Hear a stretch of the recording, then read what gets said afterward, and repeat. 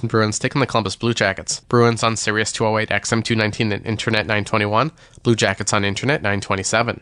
7 p.m. Philadelphia Flyers taking the Colorado Avalanche. Flyers on Sirius 209 XM 220 and Internet 940. Avalanche on Internet 926. 7:30 p.m. Montreal Canadiens face the Edmonton Oilers. Canadiens on Sirius and XM channels 91, Internet 934. Oilers on Internet 930. 8 p.m. Dallas Stars face the Anaheim Ducks. Stars on Sirius 210, XM 221 and Internet 928. Ducks on Internet 920. 9 p.m. Utah Hockey Club faces the Washington Capitals. Utah on Sirius 211, XM 222 and Internet 947. Capitals on Internet 950. 10:30 p.m. San Jose Sharks take on the Detroit Red Wings. Sharks on Sirius and XM channels 91, Internet 942. Red Wings on Internet 929. For 24/7 coverage of the NHL season and hockey across the world, keep it locked on SiriusXM NHL Network Radio, Channel 91. I'm Frank Trachtenberg with your SiriusXM NHL schedule for Monday, November the 18th. All times are Eastern, and please remember, all games, times, and channels are subject to change. Check SiriusXM.com for the latest updates. In the NHL, 7 p.m., Boston Bruins taking the Columbus Blue Jackets. Bruins on Sirius 208, XM 219 and Internet 921. Blue Jackets on Internet 927. 7 p.m., Philadelphia Flyers taking the Colorado Avalanche. Flyers on Sirius 209, XM 220 and Internet 940. Avalanche on Internet 926. 7:30 p.m. Montreal Canadiens face the Edmonton Oilers. Canadiens on Sirius and XM channels 91, Internet 934. Oilers on Internet 930.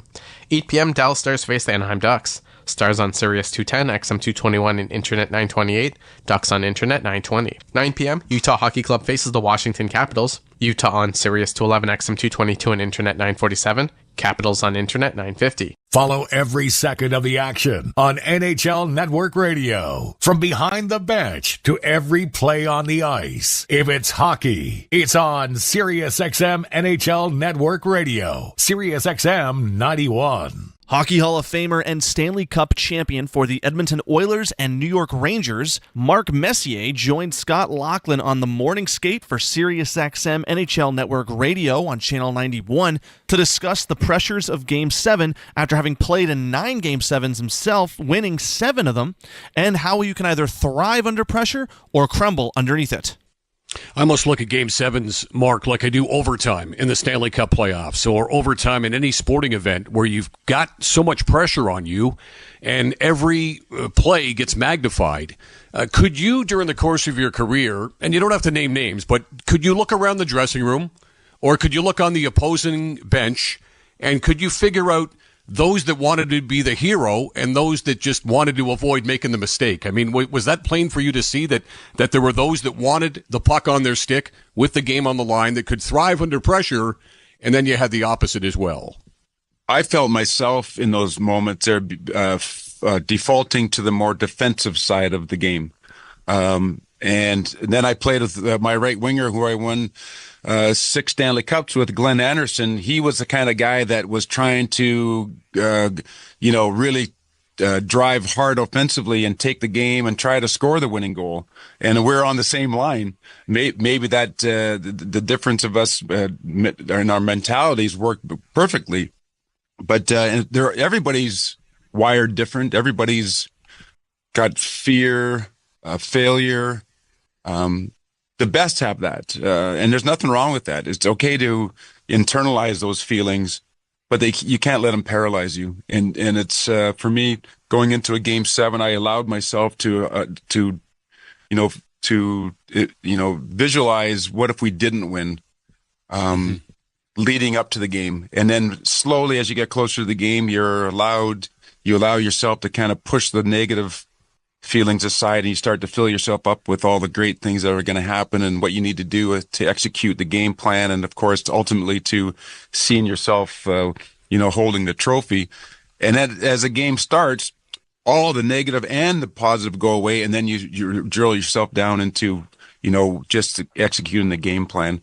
And, you don't think about the what ifs and what should have been or what could have been. You just really kind of play in the moment.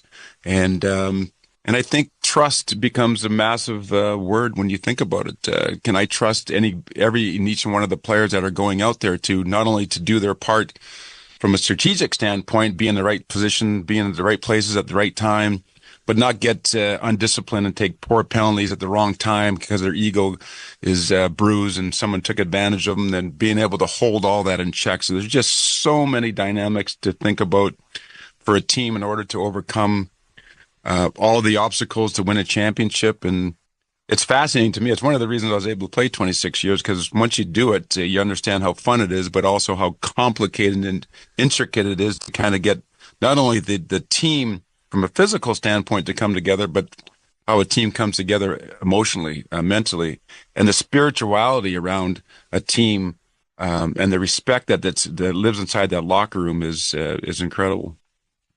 Hear it all on demand. Your favorite shows, your favorite games. Don't miss a second of your favorite SiriusXM programming on demand with the SiriusXM app. Download it now for free. I'm Frank Trachtenberg with your SiriusXM NHL schedule for Monday, November the 18th. All times are Eastern, and please remember, all games, times, and channels are subject to change. Check SiriusXM.com for the latest updates. In the NHL, 7 p.m., Boston Bruins taking the Columbus Blue Jackets. Bruins on Sirius 208, XM 219, and Internet 921.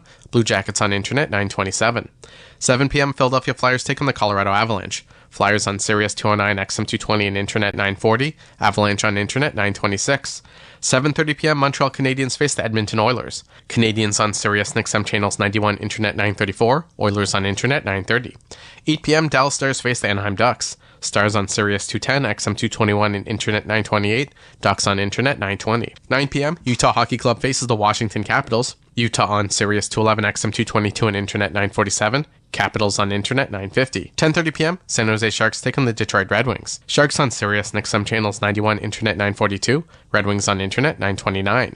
For 24/7 coverage of the NHL season and hockey across the world, keep it locked on SiriusXM NHL Network Radio, Channel 91. I'm Frank Trachtenberg with your SiriusXM NHL schedule for Monday, November the 18th. All times are Eastern, and please remember, all games, times, and channels are subject to change. Check SiriusXM.com for the latest updates. In the NHL, 7 p.m., Boston Bruins taking the Columbus Blue Jackets. Bruins on Sirius 208, XM 219, and Internet 921. Blue Jackets on Internet 927. 7 p.m., Philadelphia Flyers taking the Colorado Avalanche. Flyers on Sirius 209, XM 220, and Internet 940. Avalanche on Internet 926. 7:30 p.m., Montreal Canadiens face the Edmonton Oilers. Canadiens on Sirius and XM channels 91, Internet 934. Oilers on Internet 930. 8 p.m., Dallas Stars face the Anaheim Ducks. Stars on Sirius 210, XM 221, and Internet 928. Ducks on Internet 920. 9 p.m., Utah Hockey Club faces the Washington Capitals. Utah on Sirius 211, XM 222, and Internet 947. Capitals on Internet 950. The PGA Tour comes to life on SiriusXM. It's your destination for everything on the tour. Hear live hole-by-hole coverage and expert analysis. PGA Tour Radio, SiriusXM 92. Tampa Bay Lightning head coach John Cooper stopped by for a morning skate with Gord Stellick and Scott Laughlin on SiriusXM NHL Network Radio on SiriusXM Channel 91 to talk the keys to his success over the years and the challenge of getting to the Stanley Cup Final 3 years in a row. John, I'm going to ask you to be a little bit self-analytical and, being in the business that you're in and knowing how successful you've been and what drives you and motivates you. What do you think has been the key to your success over the years? I mean, every league you've been in, you've won, you've had the staying power, and you've had all kinds of championship pedigree. If you say, hey, look, I'm still going strong, I'm still chasing another ring, what is it that keeps you going, and what is it in particular that you feel has made you as successful as you've been? I would say there's a couple things. Internally, it's the fire is still burning. As I think that first and foremost is the biggest thing, because when you lose your passion for it, and I've watched it happen to people, then you might as well you should get yourself out, because you're just doing yourself and your team a disservice. So that passion is first and foremost the big thing. I would sit here say on the other side of things, like Jeff Vinnick as an owner, and it kind of goes back to the previous question about stability. And that's one of the things we've had. And so Julian Breezeball was my general manager in the minors and now the NHL. So we've been together for how many years? We had Steve Eisenman in the early part of that, and he kind of was like the mentor. He was the actual one that brought me in, but we've had that stability. Only 2 GMs, but both of them work together. We've had one owner, one coach. Basically, since I've been there, one captain, and it's this core group of guys that have all stuck together. And I think we've kind of, I don't know how to explain it. You've kind of passed the coach-player relationship because we've been there so long, and we all just have this common goal of what we need to do. And there's a lot of pride, a lot of passion with the group of guys we have, and then Julian's done a great job of kind of filling in. And when I say fill in, it's like getting the Nick Pauls, getting the Brandon Hagels, guys that are still long-term guys but that weren't, pseudo drafted into our system. And it's, we've been really fortunate that it's worked out the way it has. But I truly believe the stability, the belief, and the passion of the same group of people that have been together, and that's what's really helped us. It takes its toll, both physically and mentally. And I give our players credit, to come back and make the playoffs the next year. But, now we've been one and done for 2 years. We've had some breaks. We've had a little bit of turnover. And we need to get back. We need to get back to those, making some runs in the playoffs. And but I will sit here and say, I'd be remiss to say, those years, they do take a toll. And maybe it has taken a toll in the last, couple of years on us. And but I can tell now that, a couple of years of being bounced in the first round, it's just a different vibe coming in, especially this year of seeing all the players. And there's an energy I haven't felt in a while. And I think part of that is because we have been bounced, in the last 2 years. SiriusXM has soccer covered end to end. SiriusXM FC. Hear live play-by-play and talk shows hosted by legends of the game. It's SiriusXM FC on Channel 157. I'm Frank Trachtenberg with your SiriusXM NHL schedule for Monday, November the 18th. All times are Eastern, and please remember, all games, times, and channels are subject to change. Check SiriusXM.com for the latest updates. In the NHL, 7 p.m., Boston Bruins taking the Columbus Blue Jackets. Bruins on Sirius 208, XM 219, and Internet 921. Blue Jackets on Internet 927. 7 p.m., Philadelphia Flyers taking the Colorado Avalanche. Flyers on Sirius 209, XM 220, and Internet 940. Avalanche on Internet 926. 7:30 p.m., Montreal Canadiens face the Edmonton Oilers. Canadiens on Sirius and XM channels 91, Internet 934. Oilers on Internet 930. 8 p.m., Dallas Stars face the Anaheim Ducks. Stars on Sirius 210, XM 221, and Internet 928. Ducks on Internet 920. 9 p.m., Utah Hockey Club faces the Washington Capitals. Utah on Sirius 211, XM 222, and Internet 947. Capitals on Internet 950. 10:30 p.m., San Jose Sharks take on the Detroit Red Wings. Sharks on Sirius and XM channels 91, Internet 942. Red Wings on Internet 929. For 24/7 coverage of the NHL season and hockey across the world, keep it locked on SiriusXM NHL Network Radio, Channel 91. I'm Frank Trachtenberg with your SiriusXM NHL schedule for Monday, November the 18th. All times are Eastern, and please remember, all games, times, and channels are subject to change. Check SiriusXM.com for the latest updates. In the NHL, 7 p.m., Boston Bruins taking the Columbus Blue Jackets. Bruins on Sirius 208, XM 219, and Internet 921. Blue Jackets on Internet 927. 7 p.m., Philadelphia Flyers taking the Colorado Avalanche. Flyers on Sirius 209, XM 220, and Internet 940. Avalanche on Internet 926. 7:30 p.m., Montreal Canadiens face the Edmonton Oilers. Canadiens on Sirius and XM channels 91, Internet 934. Oilers on Internet 930.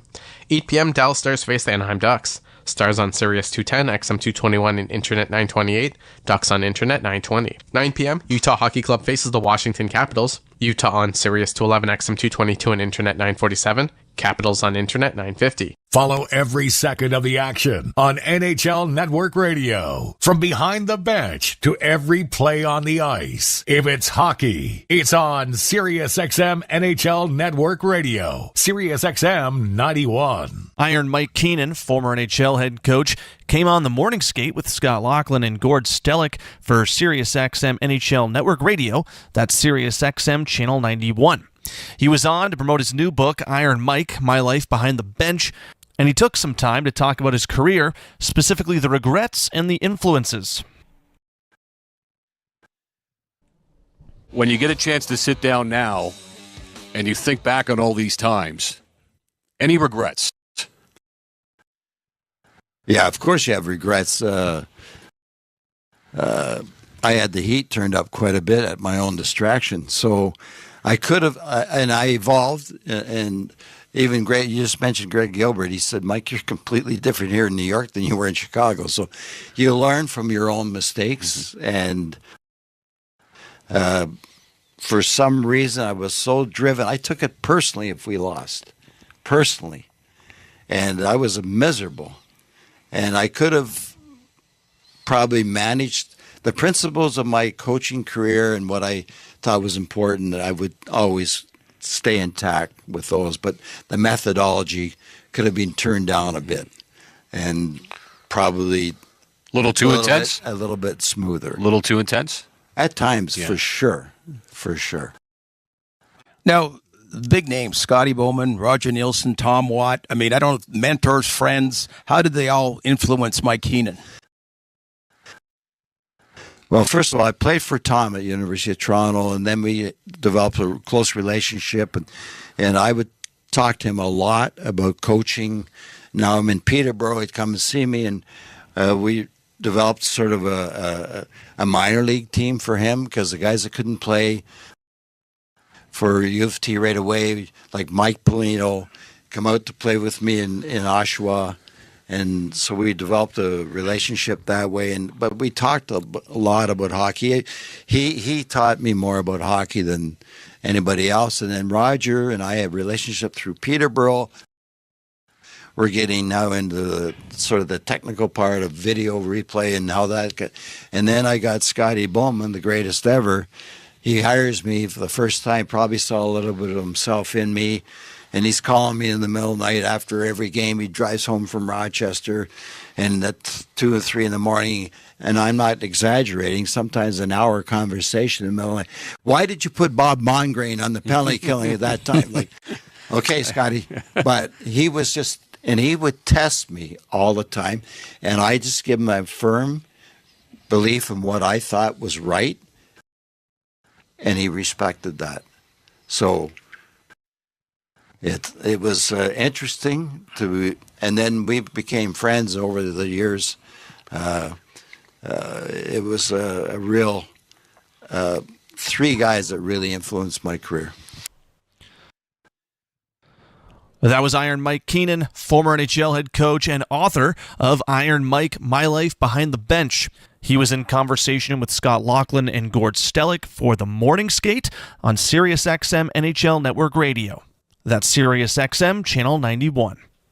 SiriusXM Fantasy Sports Radio is the place for expert advice, strategy, and information from the best fantasy sports analysis to win your league. Plus, hear pick-by-pick coverage of live drafts and interviews with top players, coaches, and team executives on SiriusXM 87. I'm Frank Trachtenberg with your SiriusXM NHL schedule for Monday, November the 18th. All times are Eastern, and please remember, all games, times, and channels are subject to change. Check SiriusXM.com for the latest updates. In the NHL, 7 p.m., Boston Bruins taking the Columbus Blue Jackets. Bruins on Sirius 208, XM 219, and Internet 921. Blue Jackets on Internet 927. 7 p.m., Philadelphia Flyers taking the Colorado Avalanche. Flyers on Sirius 209, XM 220, and Internet 940. Avalanche on Internet 926. 7:30 p.m., Montreal Canadiens face the Edmonton Oilers. Canadiens on Sirius and XM channels 91, Internet 934. Oilers on Internet 930. 8 p.m., Dallas Stars face the Anaheim Ducks. Stars on Sirius 210, XM 221, and Internet 928. Ducks on Internet 920. 9 p.m., Utah Hockey Club faces the Washington Capitals. Utah on Sirius 211, XM 222, and Internet 947. Capitals on Internet 950. 10:30 p.m., San Jose Sharks take on the Detroit Red Wings. Sharks on Sirius and XM channels 91, Internet 942. Red Wings on Internet 929. For 24/7 coverage of the NHL season and hockey across the world, keep it locked on SiriusXM NHL Network Radio, Channel 91. I'm Frank Trachtenberg with your SiriusXM NHL schedule for Monday, November the 18th. All times are Eastern, and please remember, all games, times, and channels are subject to change. Check SiriusXM.com for the latest updates. In the NHL, 7 p.m., Boston Bruins taking the Columbus Blue Jackets. Bruins on Sirius 208, XM 219, and Internet 921. Blue Jackets on Internet 927.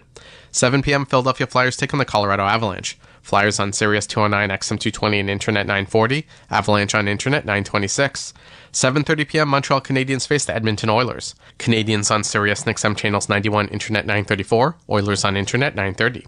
8 p.m., Dallas Stars face the Anaheim Ducks. Stars on Sirius 210, XM 221, and Internet 928. Ducks on Internet 920. 9 p.m., Utah Hockey Club faces the Washington Capitals. Utah on Sirius 211 XM222 and Internet 947. Capitals on Internet 950. Get the latest news, opinion, and analysis from MMA to boxing and the professional wrestling world 24/7. SiriusXM Fight Nation, SiriusXM 156, and the SXM app. Former NHL head coach Iron Mike Keenan came on the morning skate with Scott Laughlin and Gord Stellick for SiriusXM NHL Network Radio, and he was asked about the long Alexei Kovalev shift during his time in New York, and he shared his side of the story about the skilled offensive talent that was Kovalev. The Alexei Kovalev shift. I've heard 7 minutes, I've heard 9 minutes. Hey, you stay out there, you kind of figure it out. Describe to us what went into that. How long was a shift? Certainly Kovalev was a talent, that's for sure, but he was a bit of an enigma. Super talent. Yes. And talented people sometimes are elusive. And Alex, I try to explain to him, you're getting 20 minutes, and I don't want the shifts to be 1 minute, so you have 20 shifts. I'm going to give you 40 shifts at 30 seconds so you can build the intensity up. Understand? Yeah, I understand, Mike. Goes out there. Of course, it's a minute and a half. I said, now, Alex, the guy that's supposed to be playing behind you just missed a shift because now we're going to the next rotation. You're out there for 2 rotations. Okay, Michael. So, again, next thing, does it again. So I said, oh, my God. So I said, okay, guys, this time when he comes back to the bench, it's now going to overextend his shift. He's going to be a little tired. Don't open the doors. He comes over and I said, get out. He thinks I love him now. Get back out there, I said. So then he comes over again. And now I said, guys, he's going to want to climb into the bench because he's done. I said, when he comes over, puts his leg up, push him back out. And they pushed him. But now they are laughing on the bench. This is in New York City. Right during the game. Back there. So Alex figures it out. He scores a goal in the middle of this shift. Wow. He gets himself a rest. Stays out there. Finishes the period. So I think it's about 9 minutes. I walk off the bench. I said, Mess, explain it to him, will you, please?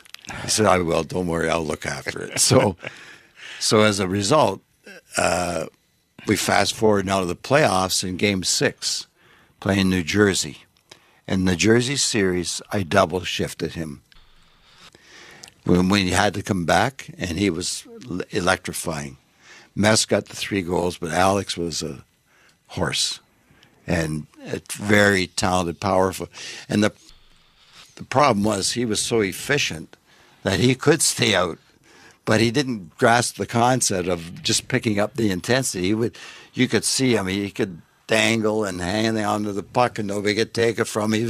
He was resting while he was out there. So in essence, it was a bit of a training ground for what was to come against the Devils at the most important time. Exactly. Wow. So it turned out to be a good lesson for him because that's what he did in that game. 30 seconds, 40 seconds. I just said, Alex, I'm going to double shift you. Get ready. Don't be out too long. That was former NHL head coach Iron Mike Keenan in conversation with Gord Stellick and Scott Laughlin for the morning skate on SiriusXM NHL Network Radio. That's SiriusXM Channel 91. Mad Dog Sports Radio has the best sports talk in the business, covering sports with a passion and knowledge you need. Mad Dog Sports Radio, SiriusXM 86, and the SXM app. I'm Frank Trachtenberg with your SiriusXM NHL schedule for Monday, November the 18th. All times are Eastern, and please remember, all games, times, and channels are subject to change. Check SiriusXM.com for the latest updates. In the NHL, 7 p.m., Boston Bruins taking the Columbus Blue Jackets. Bruins on Sirius 208, XM219, and Internet 921. Blue Jackets on Internet 927. 7 p.m., Philadelphia Flyers taking the Colorado Avalanche. Flyers on Sirius 209, XM220, and Internet 940. Avalanche on Internet 926. 7:30 p.m., Montreal Canadiens face the Edmonton Oilers. Canadiens on Sirius and XM channels 91, Internet 934. Oilers on Internet 930. 8 p.m., Dallas Stars face the Anaheim Ducks. Stars on Sirius 210, XM221, and Internet 928. Ducks on Internet 920. 9 p.m., Utah Hockey Club faces the Washington Capitals. Utah on Sirius 211, XM222, and Internet 947. Capitals on Internet 950. 10:30 p.m. San Jose Sharks take on the Detroit Red Wings. Sharks on Sirius XM channels 91, Internet 942. Red Wings on Internet 929. For 24/7 coverage of the NHL season and hockey across the world, keep it locked on Sirius XM NHL Network Radio, Channel 91. I'm Frank Trachtenberg with your Sirius XM NHL schedule for Monday, November the 18th. All times are Eastern, and please remember, all games, times, and channels are subject to change. Check SiriusXM.com for the latest updates. In the NHL, 7 p.m., Boston Bruins taking the Columbus Blue Jackets. Bruins on Sirius 208 XM 219 and Internet 921. Blue Jackets on Internet 927. 7 p.m., Philadelphia Flyers taking the Colorado Avalanche. Flyers on Sirius 209 XM 220 and Internet 940. Avalanche on Internet 926. 7:30 p.m., Montreal Canadiens face the Edmonton Oilers. Canadiens on Sirius XM channels 91, Internet 934. Oilers on Internet 930. 8 p.m., Dallas Stars face the Anaheim Ducks. Stars on Sirius 210, XM 221 and Internet 928. Ducks on Internet 920. 9 p.m., Utah Hockey Club faces the Washington Capitals. Utah on Sirius 211, XM 222 and Internet 947. Capitals on Internet 950. MLB Network Radio is your home for 24/7 baseball talk, featuring on-site coverage of every major event from spring training through the World Series and expert analysis from former general managers and players. SiriusXM Channel 89. Former Buffalo Sabres head coach Don Granato was on the morning skate with Scott Laughlin and Gord Stellick for SiriusXM NHL Network Radio Channel 91 to talk about how different today's athletes are, as well as what it's been like to watch Austin Matthews grow. It's really a switch in the last 10 years. The first birth year I had at the national team program was 95 birth year. So it was JT Compher, Tyler Mott, that group. You have them for 2 years, so the next birth year coming in was the 97s, which was prolific. It was Austin Matthews and Matthew Tkachuk and McAvoy and Hanifin and Werenski. And I remember talking to the coaches back then that this birth year is way different than the 95 birth year. And this summer, ironically, I picked up a book that titled The Anxious Generation. And I thought it was very well documented, and the author used the iPhone. And the iPhone came out in 2008 or 6, somewhere in that range. But social media didn't hit hard on the iPhone, where you could rate a kid's looks if you're a high school student. And so judging other people on a social media app on the iPhone was about 2013. And so now you think about all these kids going to high school, and we never had this. They could be made fun of on social media. They don't even know it, and they're walking out of a classroom and people are laughing. Yeah. So it's a different world we all live in, because we're all criticized and compared to more and faster. And with that, you need to balance that with support. And I think, lots of coaches that have gone, that I watch around the league in the NHL, there's a lot of great coaches and a lot of good young coaches that are really good at that. The X's and O's, I say to people, are easy now. When the X's and O's are a very simple part of hockey. It's connecting with people and getting people motivated and excited.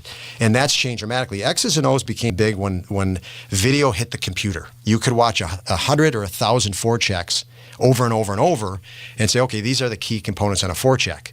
And so, you didn't have to be in the NHL to become better at that. So that's the easy part. I just can't imagine doing this or that I did it. I called Brian Matthews one time in Austin's U17 year. And I said, Brian, do you have any idea how good your son is? And his reply was no. Like, what are you talking about? Why are you, what is this conversation? And I had to explain to him, and I said, I think this is what's going to happen, Austin. I said, you honestly have to prepare for your life to become very chaotic and crazy. And lo and behold, he gets drafted in Toronto instead of some different market. And we know how crazy it can be here. Oh yeah. But and then the last thing I'll say on it is I remember leading up to the draft, lots of people said, can he handle Toronto? And I thought, absolutely, no problem. And the biggest thing for me is when a young player comes in the league, and we talked about earlier, if they're a -2 or -3 and they have a really tough night, you get to know how they're going to respond. And some that breaks their confidence, and maybe they need a stint in the AHL. You got to get them out of the pressure. But Austin was so good that if that happened, and when it's happened in his career, it doesn't hurt his confidence. He knows that he's in that category of player. I know I can redeem myself just get me to the next game now. And they can do, the best players can do that. And that's a different echelon of player at the NHL level that can do that. So if you look at the top players in the NHL, their confidence is not going to break. The guys right under that, they have a bad night, they may not want that next game. On the court and off, your home for the NBA is SiriusXM. Follow all the drama as your favorite team vies for it all. SiriusXM NBA Radio, SiriusXM 86. I'm Frank Trachtenberg with your SiriusXM NHL schedule. Our fans and see the roof pop off this building tonight, so if you got it done tonight, it would be pretty special. Was knocked out of the air by Nurse, so give it to Draisaitl down the left wing. To McDavid, scores! There's the 1,000 points! And they all come off the bench to mob Connor McDavid. This is legendary stuff.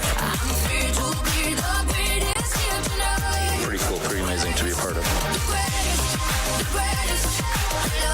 Pretty special that, it comes from Leo, and, obviously Nurse, Darnell makes a great play on it too. Certainly fitting, all three of us kind of came in at the same time, lifelong friends off the ice, and it's a good story. He's a team first guy. All these results and records or whatever he's doing, I feel like he's breaking records left and right ever since I've been here. A guy that is the best player in the world, and that what he values the most is the team success, and what else can you ask for? It was only a matter of time, but it felt good tonight. Had lots of looks. My dad made the trip today, so it was never not going to be tonight. Had to make it happen, make his trip worthwhile, otherwise it would have been a long flight home for him tomorrow. So, happy he's here.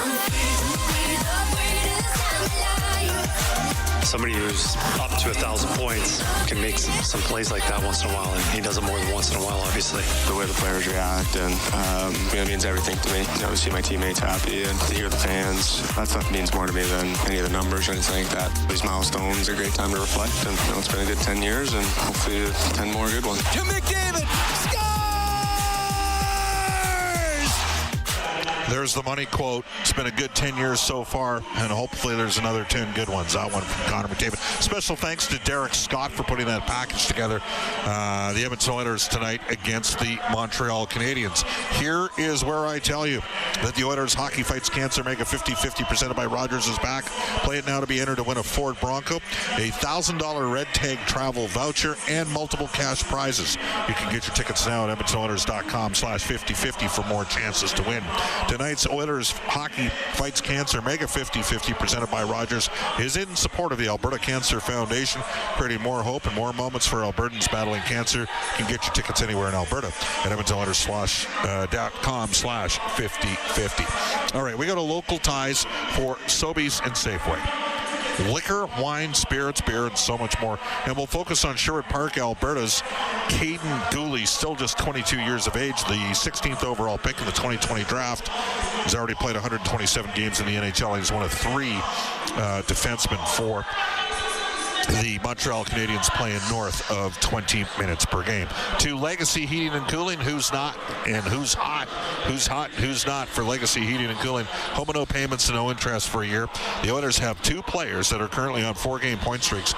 The reigning player of the week, Connor McDavid's got 4 goals, 11 points his last 4 games, and Leon Draisaitl over the same 4 games has 4 goals and 8 points. Stay tuned following the game for the Alberta Blue Cross travel insurance goal of the game, health, dental, travel.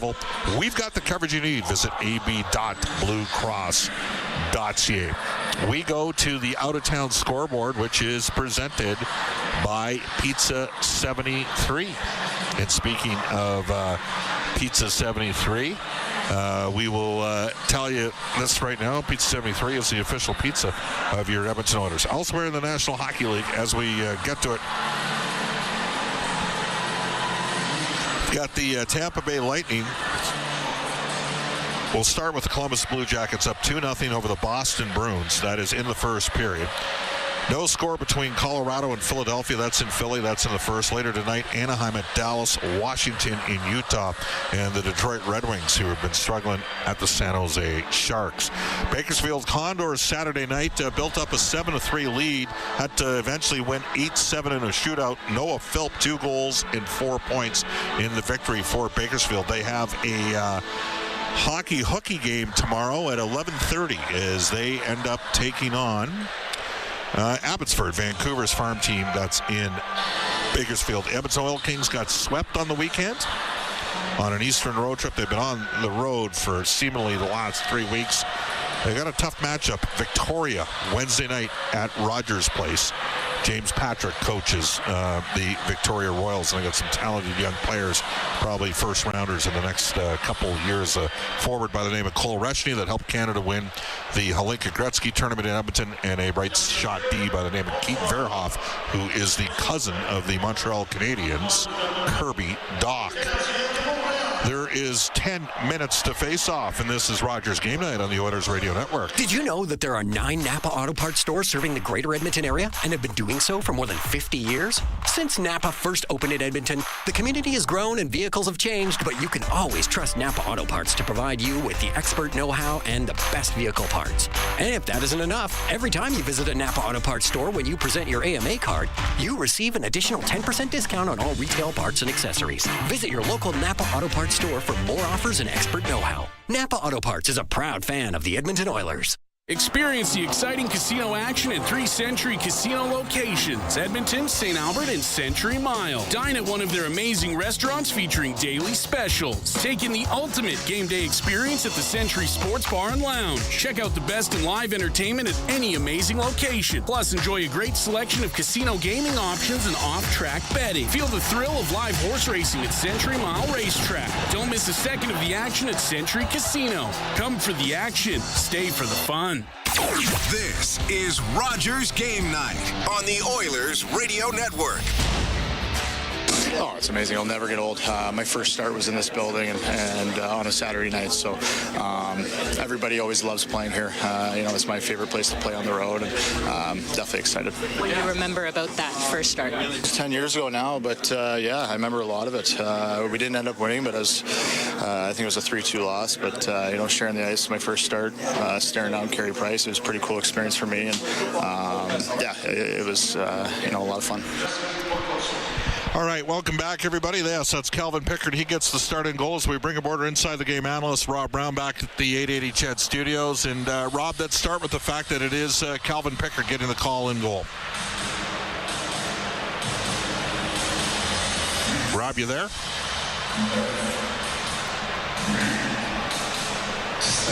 Yeah, Calvin Pickard will get the call tonight for the Edmonton Oilers. His record is 2-4, 2.76 goals against average, 907 save percentage. That's against the Canadiens in his career. But he's won 4 of the 6 games that he started this year for Edmonton with a 2.49 goals against average and an 890 save percentage. Samuel Montembeault, who is 1-2-2 with a 3.17 goals against average and 897 save percentage. Against Edmonton, he gets the call in between the pipes for Montreal. So there's your goaltending matchup. Kellen, we ready to go with Rob? Having some minor technical difficulties. There we go. Let's bring aboard our Inside the Game analyst, Rob Brown. Rob, we'll start in goal. Calvin Pickard starting for Edmonton. Your thoughts? Well, I think that anyone that watched last game felt that probably Stuart Skinner didn't have his best stuff at times, and Calvin Pickard's been good. So they're going to play back-to-back games. Skinner's going to get one, Pickard's going to get the other. Another opportunity for Calvin Pickard to have a good night and maybe steal a little bit more crease time as we go forward. How badly is this team going to be affected? Everybody just assumed that Edmonton was going to need a second pairing right shot defenseman or a left shot that can play the right side. But now they don't have Darnell Nurse probably for the week. Well, it'll affect them. There's been nights over the last, 2-3 weeks where he's led the Oilers defenseman in time on ice. He's been very good. He's back to the Darnell that we saw, 2 seasons ago. The Oilers went 7 defensemen the other night. When Darnell lost, the other 3 guys, they kind of rotated through. Well, Josh Brown's coming up. That's 4 guys they're trying to rotate through. They have 3 very good defensemen in the lineup tonight, and they have 4 guys still trying to find their way at this level that haven't been consistent. It will be a big loss. Darnell's been playing well, and you're trying to find players to pick up 23, 24 minutes of quality ice time, playing in big minutes against the other team's best players, playing penalty killing, and they will miss the physicality that Darnell Nurse brings to. All right. There is something about playing here. You know that. There really is no other market like Montreal, is there? There isn't, and I remember and I was telling Bryn earlier, just the walk over from the hotel, walking along the street, it is a city that recognizes hockey players in a very respectful way. Yes. And it didn't matter where we were. People would come up and they would talk to you, and they talk hockey. When you stepped on the ice in Montreal, it was a different moment. Looking across the blue line and seeing the Montreal Canadiens jerseys, you knew you made it to the National Hockey League when you played your first home game, when you played in Toronto, and when you played in Montreal. No question about that. Ryan Nugent-Hopkins has played some of his best hockey here. He needs to get rolling, doesn't he? He does. I think he's been very good defensively, and we saw that the other night, the 5-on-3 against. A big part of the reason that Toronto Maple Leafs weren't able to score in that 5-on-3. But offensively, he's on pace for 5 goals. So he knows he needs more offensively, and a lot of that's coming from a lack of production from their entire power play unit. But Ryan Nugent-Hopkins plays on your first line with Connor McDavid on your first power play unit. They need more production from him, and there are certain cities and certain teams that can bring out the best in you. A Montreal Canadian night might be the type of night that RNH needs to get going. Yeah, I don't think there's any question about that. The third straight game, by the way, without Victor Arvidsson, the Oilers may be paying a little bit for the fact that they don't have a lot of cap flexibility right now. Well, they certainly are paying for it because they're going with just 11 forwards again. That's part of the way the National Hockey League tries to, even up the playing field. Now, here's a salary cap. Find your way under it, and if you exceed it, or if you pay too much for somebody, you're going to pay for it down the line. And right now, the Oilers are paying for it by not being able to bring up the forwards that they need or have them around. So the great equalizer is Connor and Leon. They get to double shift on the third or fourth line, and that just creates havoc for the opposition coaching staff. But without Arvidsson, without Nurse, that's a couple losses. Energy players, those are the type of players that Arvidsson and Nurse are, and I think other players are going to have to find the energy tonight to be able to bring this team to where it needs to be. Let's go to the Ford Keys to the Game, brought to you by Ford, the official partner of the Edmonton Oilers. Built Ford proud. Rob, what do you got? Well, a lot of the stuff that the Oilers have done the last 3-4 games has been very good. The only problem they found is when they get the lead in the third period, they're making big mistakes. They had the Leafs shut down Bob last game. 2 shots in the first 13 minutes. Weren't giving up anything than the big mistake by Evan Bouchard. A couple big mistakes in the game before that. So to me, play simple hockey. And when you have a lead, extend it, but do not force things. I think they've forced too many things over the last couple of games, got themselves into trouble. That's our Inside the Game analyst, Rob Brown. That wraps up Rogers Game Night. Jack Michaels is ready to go. He's stoked. He's pumped up. He'll have the call up next, live from the Bell Center. It is the Edmonton Oilers visiting the Montreal Canadiens on Ford Dealers NHL Hockey on the Oilers Radio Network.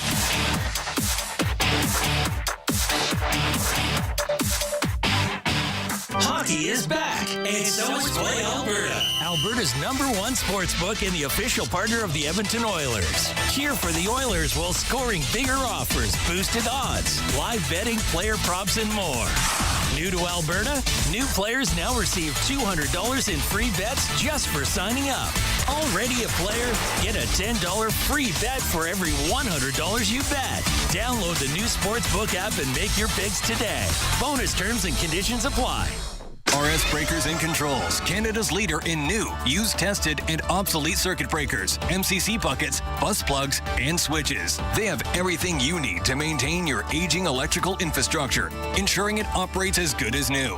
Their 24/7 emergency response gets you back up and running quickly, saving valuable time and money. Minimal generators or modifications needed, and like-for-like replacements mean no special inspections. Don't replace, repair your legacy equipment with RS. Visit rsbreakers.com. When was the last time your electricity and natural gas provider made you feel like this?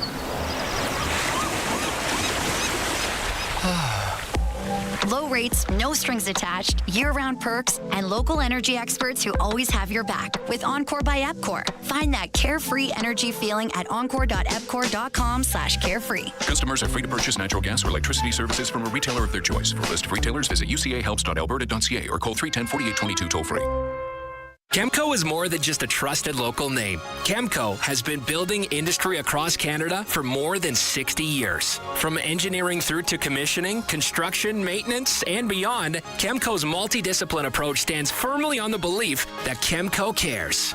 It's not just what they do, it's how they do it. Visit Chemco.com and discover how they can support your project today. Chemco, proud fans of the Edmonton Oilers, serving and supporting communities across Canada for over 60 years.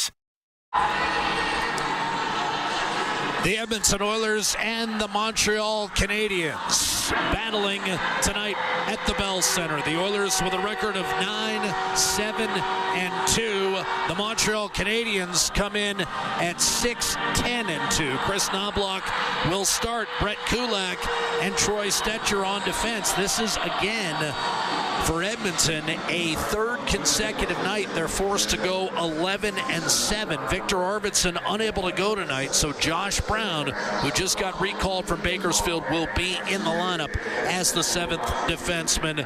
And then, of course, up front, Leon Draisaitl flanked by Corey Perry and Vasily Podkolzin with the injury to Arvidsson, unable to go for a third straight game.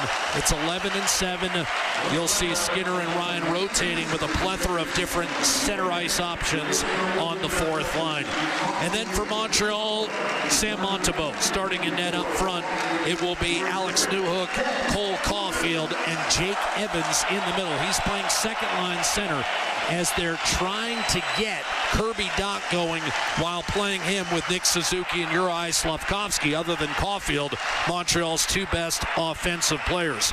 Defensively, Lane Hudson, the rookie, and David Savard will begin the game on the blue line for the Canadiens, who arrive 30th in the league in goal differential, 30th in the league in winning percentage. And right now, Pierre Houde, the great media stalwart for so many years here in French Canada, accepting a rousing standing ovation from 21,000 plus. And Bob, I know you could speak intelligently, far more intelligently than yours truly about his career. Well, I did stats for him with him and Yvon Penneau, who was the longtime color analyst on the RDS broadcast back in the day. And yeah, Jack, before I was doing the color for the Oilers, or even before I was hosting the drive show back in the late 1990s, I was working with Pierre. He was a complete gentleman, has a massive following. But I mean, you learn things from all the different broadcasters that you worked along the way, and that ended up being one of those situations with Pierre. So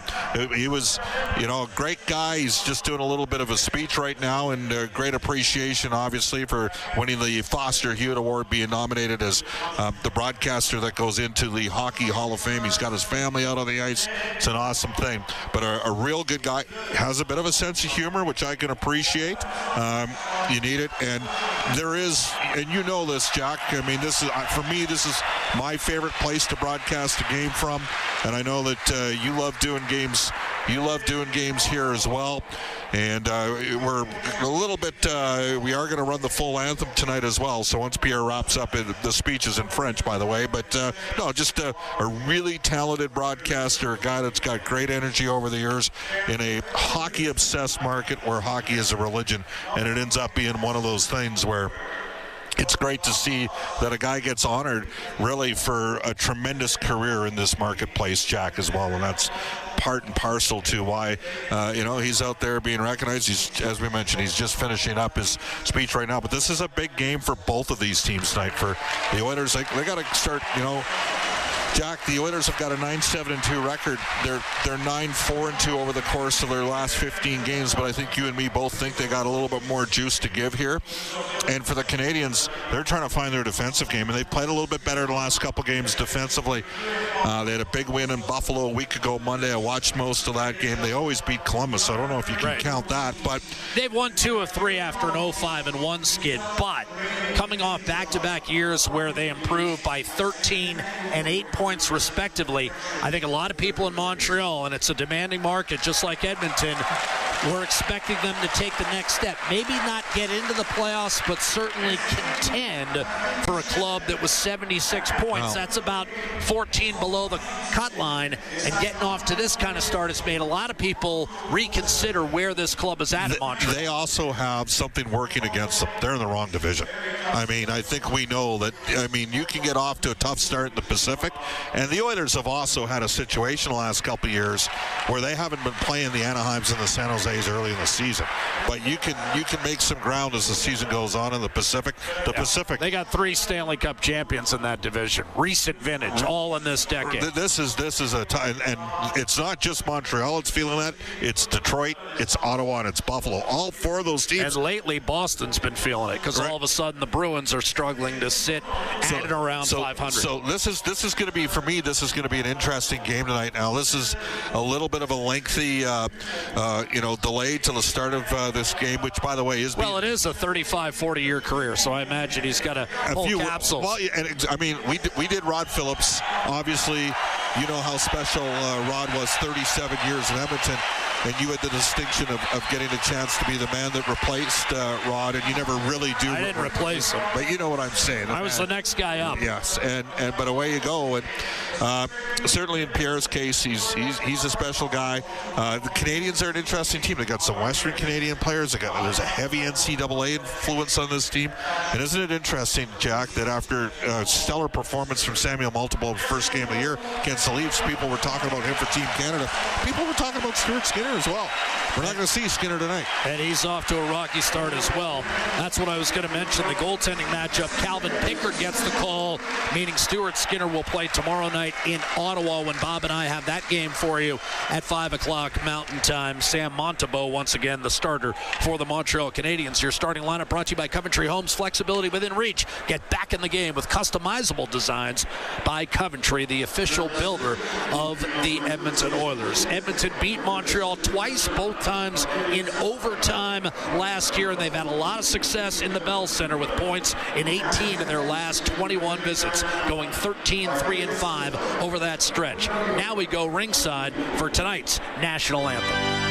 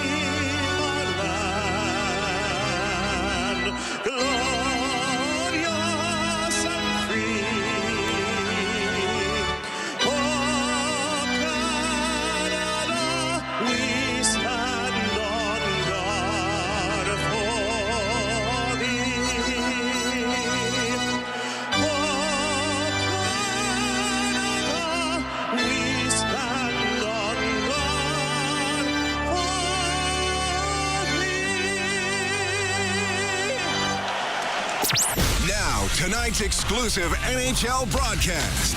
Shoots and scores! But now it's Draisaitl off to Connor McDavid. Centers Kane for the hat trick. He scores! All the action called by the voices who know the game inside and out. This crowd explodes! Bob Stauffer and Jack Michaels on the Oilers Radio Network. From the Bell Center in Montreal, 21,000 plus here, ready for Edmonton and Montreal. First of 2 meetings, of course, and the Oilers last year with a pair of overtime wins. Evan Bouchard won the game here in Montreal on a goal set up by Leon Draisaitl.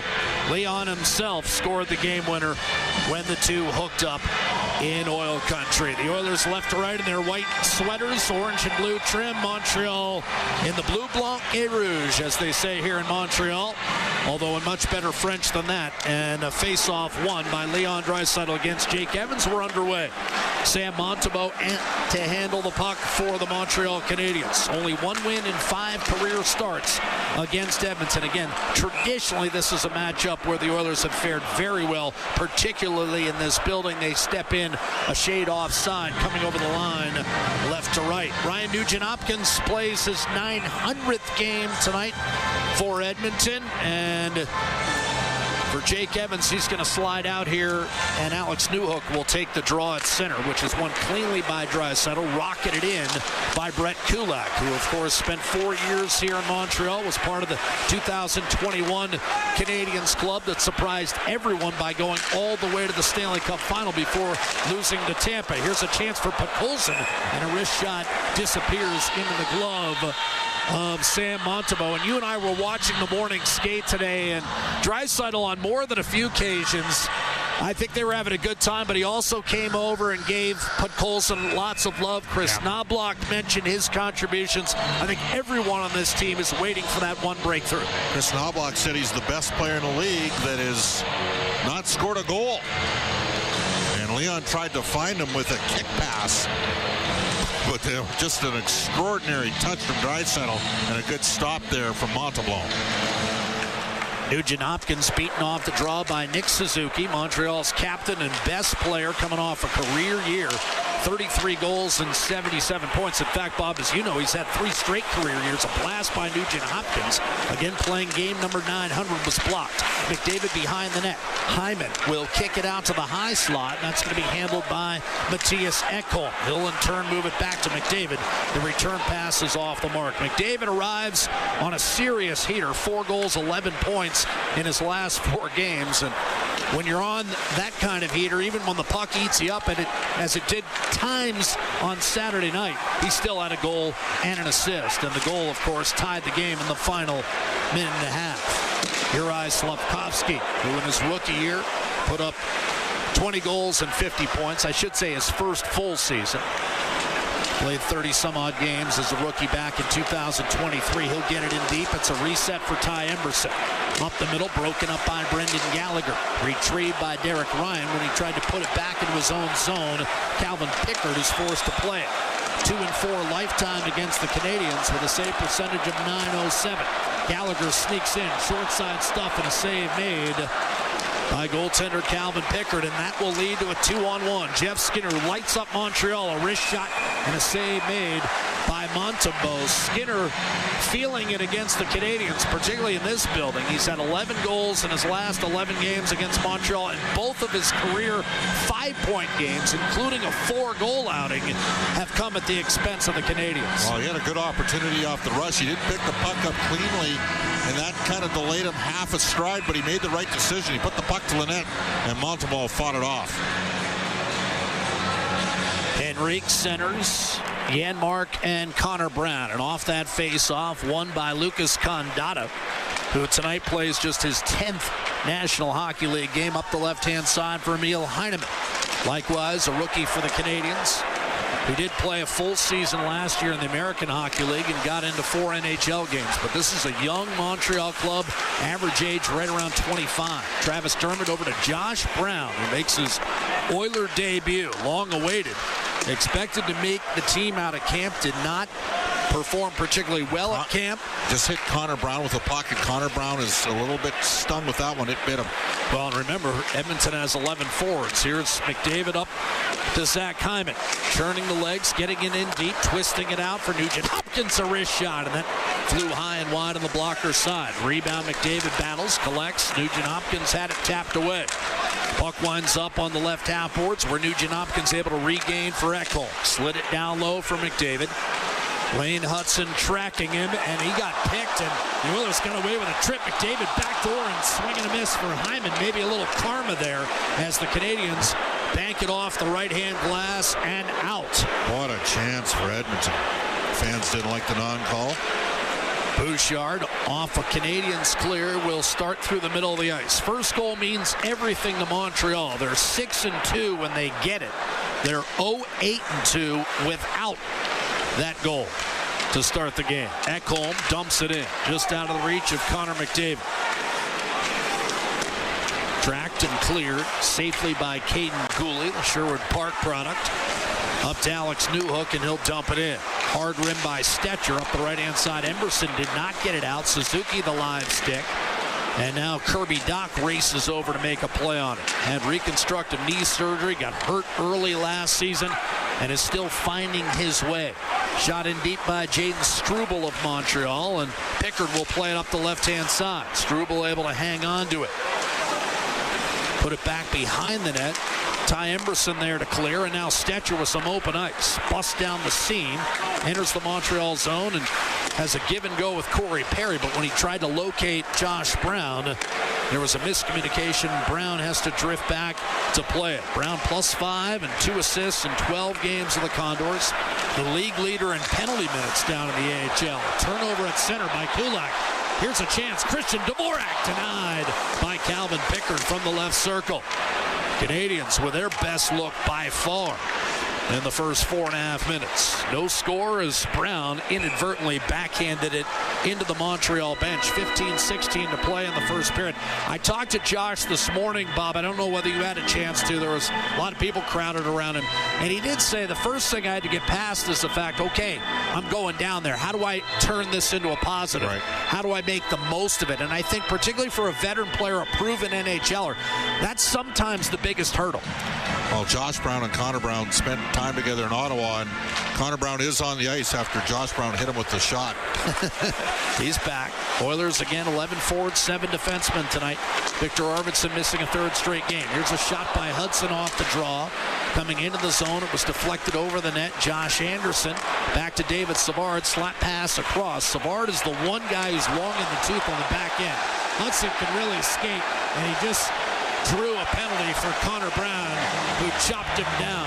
Tripping call at 5:08, and the Oilers will see the Canadians go on their first power play of the night, and this has been one of the few bright spots for the 30th place Montreal Canadiens. Their power play is now 10th. It was 27th last year at 22%, and even their penalty kill has gone from 24th in the league, Bob, to middle of the pack. 5-on-5, they've been outscored and outscored badly, but their special teams has improved.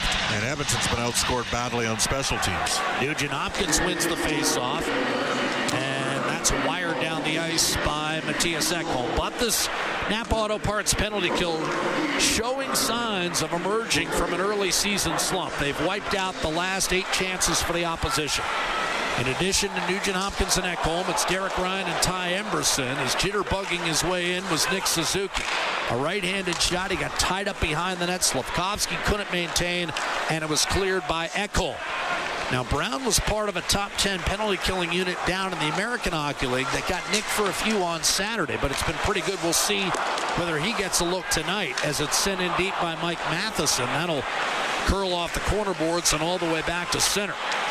Matheson was top 10 D-men in terms of points produced last year as he put up 62. Another length of the ice clear by Adam Henrique. And Edmonton not letting Montreal get set up here. Halfway through the penalty to Connor Brown.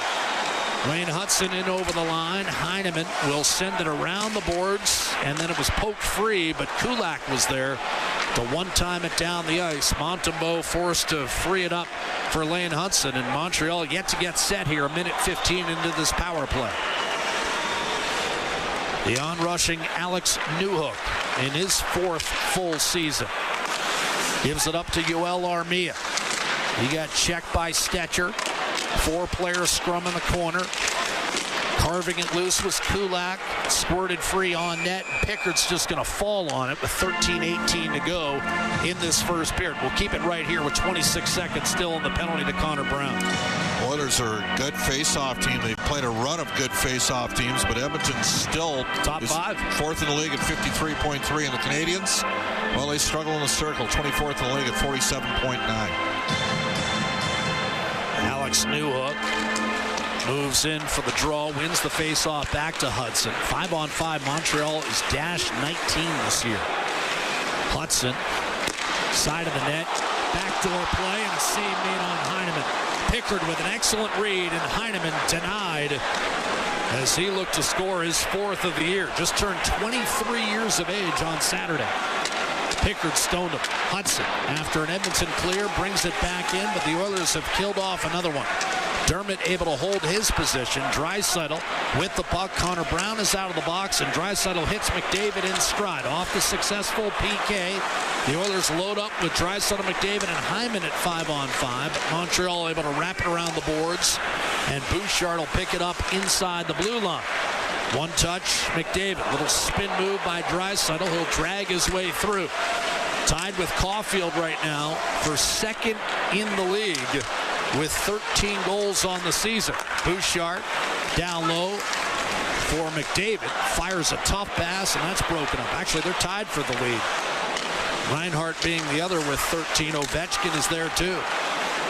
Bouchard, high slot. Ovechkin had a hat trick last night. 5-on-5 continues. Draisaitl peering inside. It's not there. Fake the drop off, and now tried to hit McDavid, and Anderson takes a penalty. McDavid went hard to the net, and Anderson took him out. It's going to be a call coming against Montreal, likely for interference.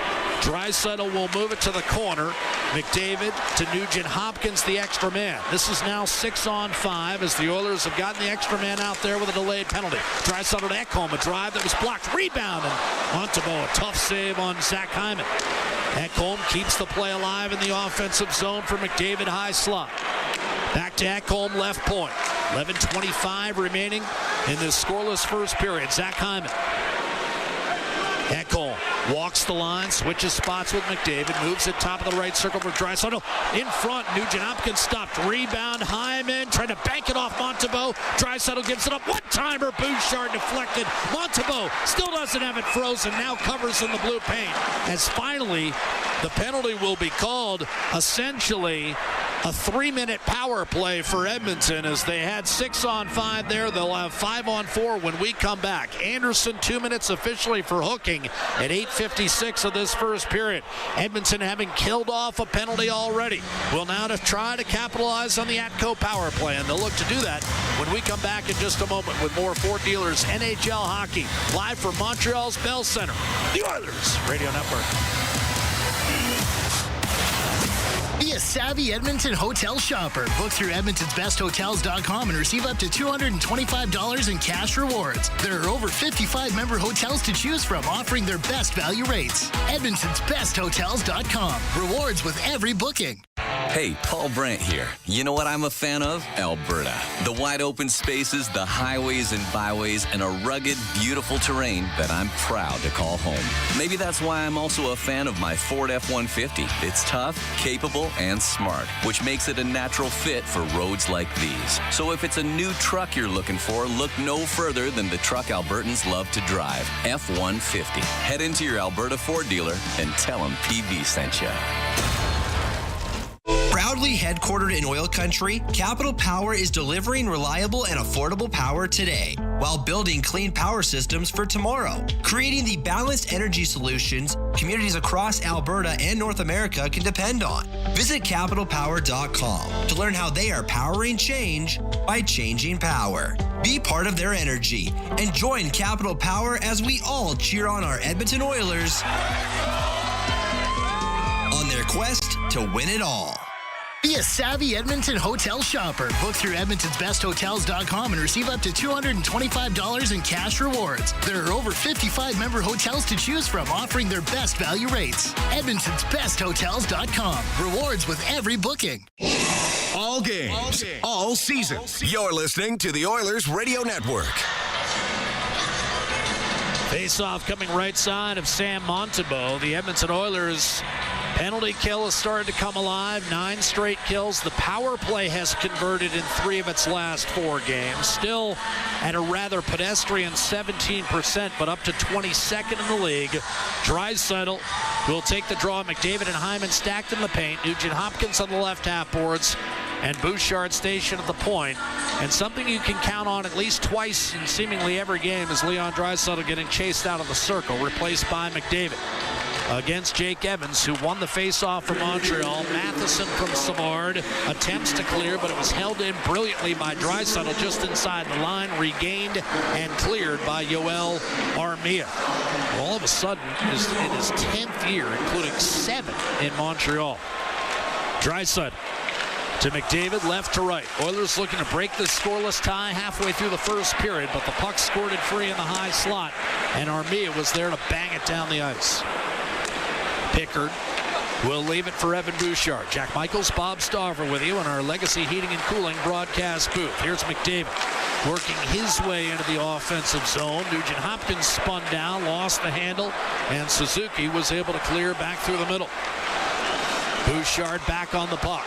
Rifles a pass to Nugent Hopkins, right side. It's Draisaitl. He'll turn, spin it back to Bouchard. High slot McDavid. Saucered back to Bouchard. McDavid left circle, heading for the net. Loading up, circling, centering. One-timer. Bouchard had it blocked by Suzuki. And that'll force the Oilers back to the blue line. Bouchard ambles his way through the neutral zone, hits the Montreal line, gives it to Draisaitl, carefully worked over to Nugent Hopkins, and now Bouchard right corner. Steers to Draisaitl, McDavid top of the left circle, 40 seconds left in the hooking minor, whistled against Josh Anderson. McDavid, Nugent Hopkins, drag, shot, off of Montembeau's pads. The Canadiens failed to clear, and Bouchard will dust it off before giving it to Draisaitl. He'll circle high slot, give it up for Nugent Hopkins, top of the right circle. Tried to feather it through, that was deflected. McDavid cross ice, and a good job by Bouchard to hold it in against Dvorak. But the Canadiens have the Oilers boxed out right now. McDavid in front, and Hyman couldn't get there. Canadiens with a chance to clear. Dvorak tosses it back to center. Settled by Bouchard. Guided over to Draisaitl, top of the right circle. Power play over. McDavid watches Nugent Hopkins try to wrist one in from the short side. That hit the side of the net, and Suzuki was able to bang it by McDavid and then hit Anderson with a lead pass left wing. Josh Anderson waits for a teammate, beats the puck up a little bit, then able to regain, still tracked by Bouchard and McDavid, still lingering out there after the power play, as is Draisaitl. Meantime, Slavkovsky on the half wall, dug out by McDavid. He needs a change. So does Bouchard, quarterbacking from behind the net. He'll hand off to Stetcher and likely head for the bench. In fact, he motioned to Stetcher, don't give it back to me. I need to get off. No shots on the power play, Jack. All to the perimeter, all out from the outside. No urgency. Put pucks on goal.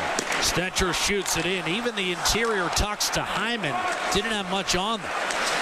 In other words, you weren't going to get a pounce off the pads. Here's an outlet pass to Kirby Dach. 3-on-2 developing for Edmonton, and then fanning on a one-timer as Gallagher did get a shot away eventually. Save made by Pickard. The rebound slammed off the side of the net by Hudson, who was looking for his first NHL goal. Backhanded up by Jeff Skinner to Troy Stetcher. He's with Corey Perry and gives it to him. Perry left circle.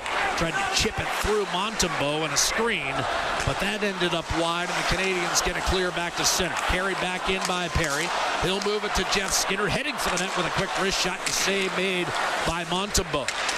Skinner got a few shots off the last couple of games, Bob. He's looked to get into more of a shot mentality, so I don't mind him throwing a few out there on Montembeau, even if they're low percentage chances. The Canadiens kill some time, allow a full change to develop. Struble to Savard, up to Cole Caulfield from distance. He shoots wide from the right point. Held in by Jake Evans. Down low to Newhook, a one-time member of the Colorado Avalanche. Won the Stanley Cup with them a couple years back. Here's Jake Evans. Inside to Newhook. Feeding Evans one more time. Bumped off his stick by Kulak, and the Oilers will break out. Derek Ryan looking for Janmark, and he'll fire it in. Montembeau did not make a play on it. Ryan centers, and it was there for an open net. But Connor Brown could not handle that pass, which admittedly had to be hard because there was time running.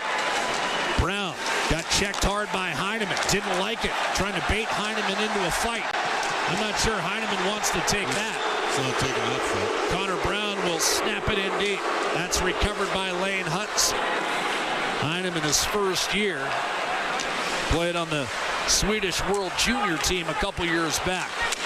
You don't run into a customer like Josh Brown, who had 4 fighting majors in his 12 games down in the American Hockey League. And here finds an outlet for Jeff Skinner, who eventually slaps it in. Draisaitl will reluctantly change as well, as Skinner was up with Draisaitl and Podkolzin on that shift. Now back to McDavid, Nugent Hopkins, and Hyman as Montreal controls behind the net. 6 minutes to go, scoreless in the first period. The shots are 8-3 Edmonton, and now a puck deflected out of play, and we'll have a whistle and a timeout. We're live at the Bell Center in Montreal. The Oilers looking for their 10th win of the year and trying to go 4-0-1 in their last 5. They find themselves in a scoreless tie with the Montreal Canadiens. We're live in Quebec with Ford Dealers NHL Hockey. The Oilers Radio Network.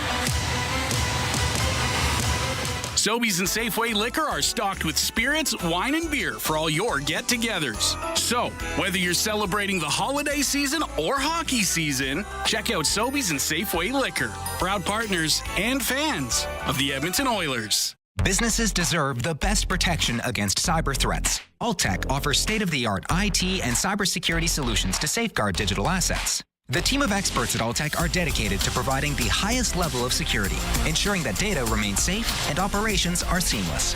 With Alltech, businesses can focus on growth while the rest is handled. From advanced threat detection to comprehensive data security, Alltech has it covered. Choose Alltech for reliable and effective cybersecurity. Visit alt-tech.ca now to learn more. For 2 weeks only, it's Black Friday savings at End of the Roll Flooring Centers.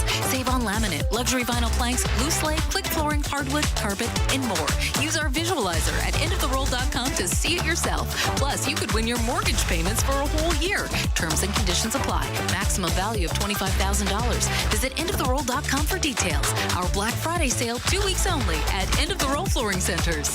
12870 St. Albert Trail and now open at 580 Parsons Road Southwest. Sobeys and Safeway Liquor are stocked with spirits, wine, and beer for all your get-togethers. So, whether you're celebrating the holiday season or hockey season, check out Sobeys and Safeway Liquor, proud partners and fans of the Edmonton Oilers.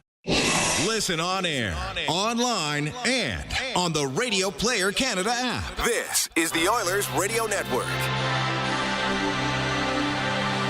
Edmonton and Montreal, no score. The shots 10-3 in this first period. The Oilers have had the Canadiens on the ropes, had a power play. For the most part, were stuck out on the perimeter. Couldn't capitalize. 5-on-5, they've been the better club, but where have we heard that before through the first 18 games of this season? A predictable storyline. Montembeault, though, has not had to make a number of 10 Bell saves just yet. Brown and Henrique get it in deep. A centering pass left behind by Josh Anderson. He'll scoot it around the boards for Struble.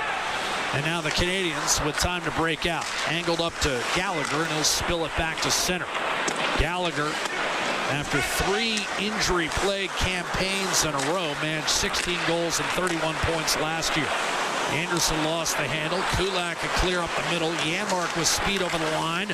Brown, a tough pass for Derek Ryan to try to handle in the left corner. Put the puck on the net. Oh, man. Here's Gallagher chipping and charging. Brown wanted an interference call on Travis Dermott, a clean hit. And Janmark back to collect. He's got 5 assists in his last 4 games, does Matthias Janmark. Same amount of points as Nugent Hopkins. Brown will dump it in, and the Canadiens will break it out. Josh Anderson watches as Kirby Dach with a turnover in the neutral zone. Derek Ryan brings it back the other way, and Vasily Podkolzin heading for the net, gliding behind Montembeault, giving it up for Dermott. He'll shoot, and that pinballed wide. Rebound, Josh Brown lost the handle, and the Canadiens now with a 3-on-2 if they hurry.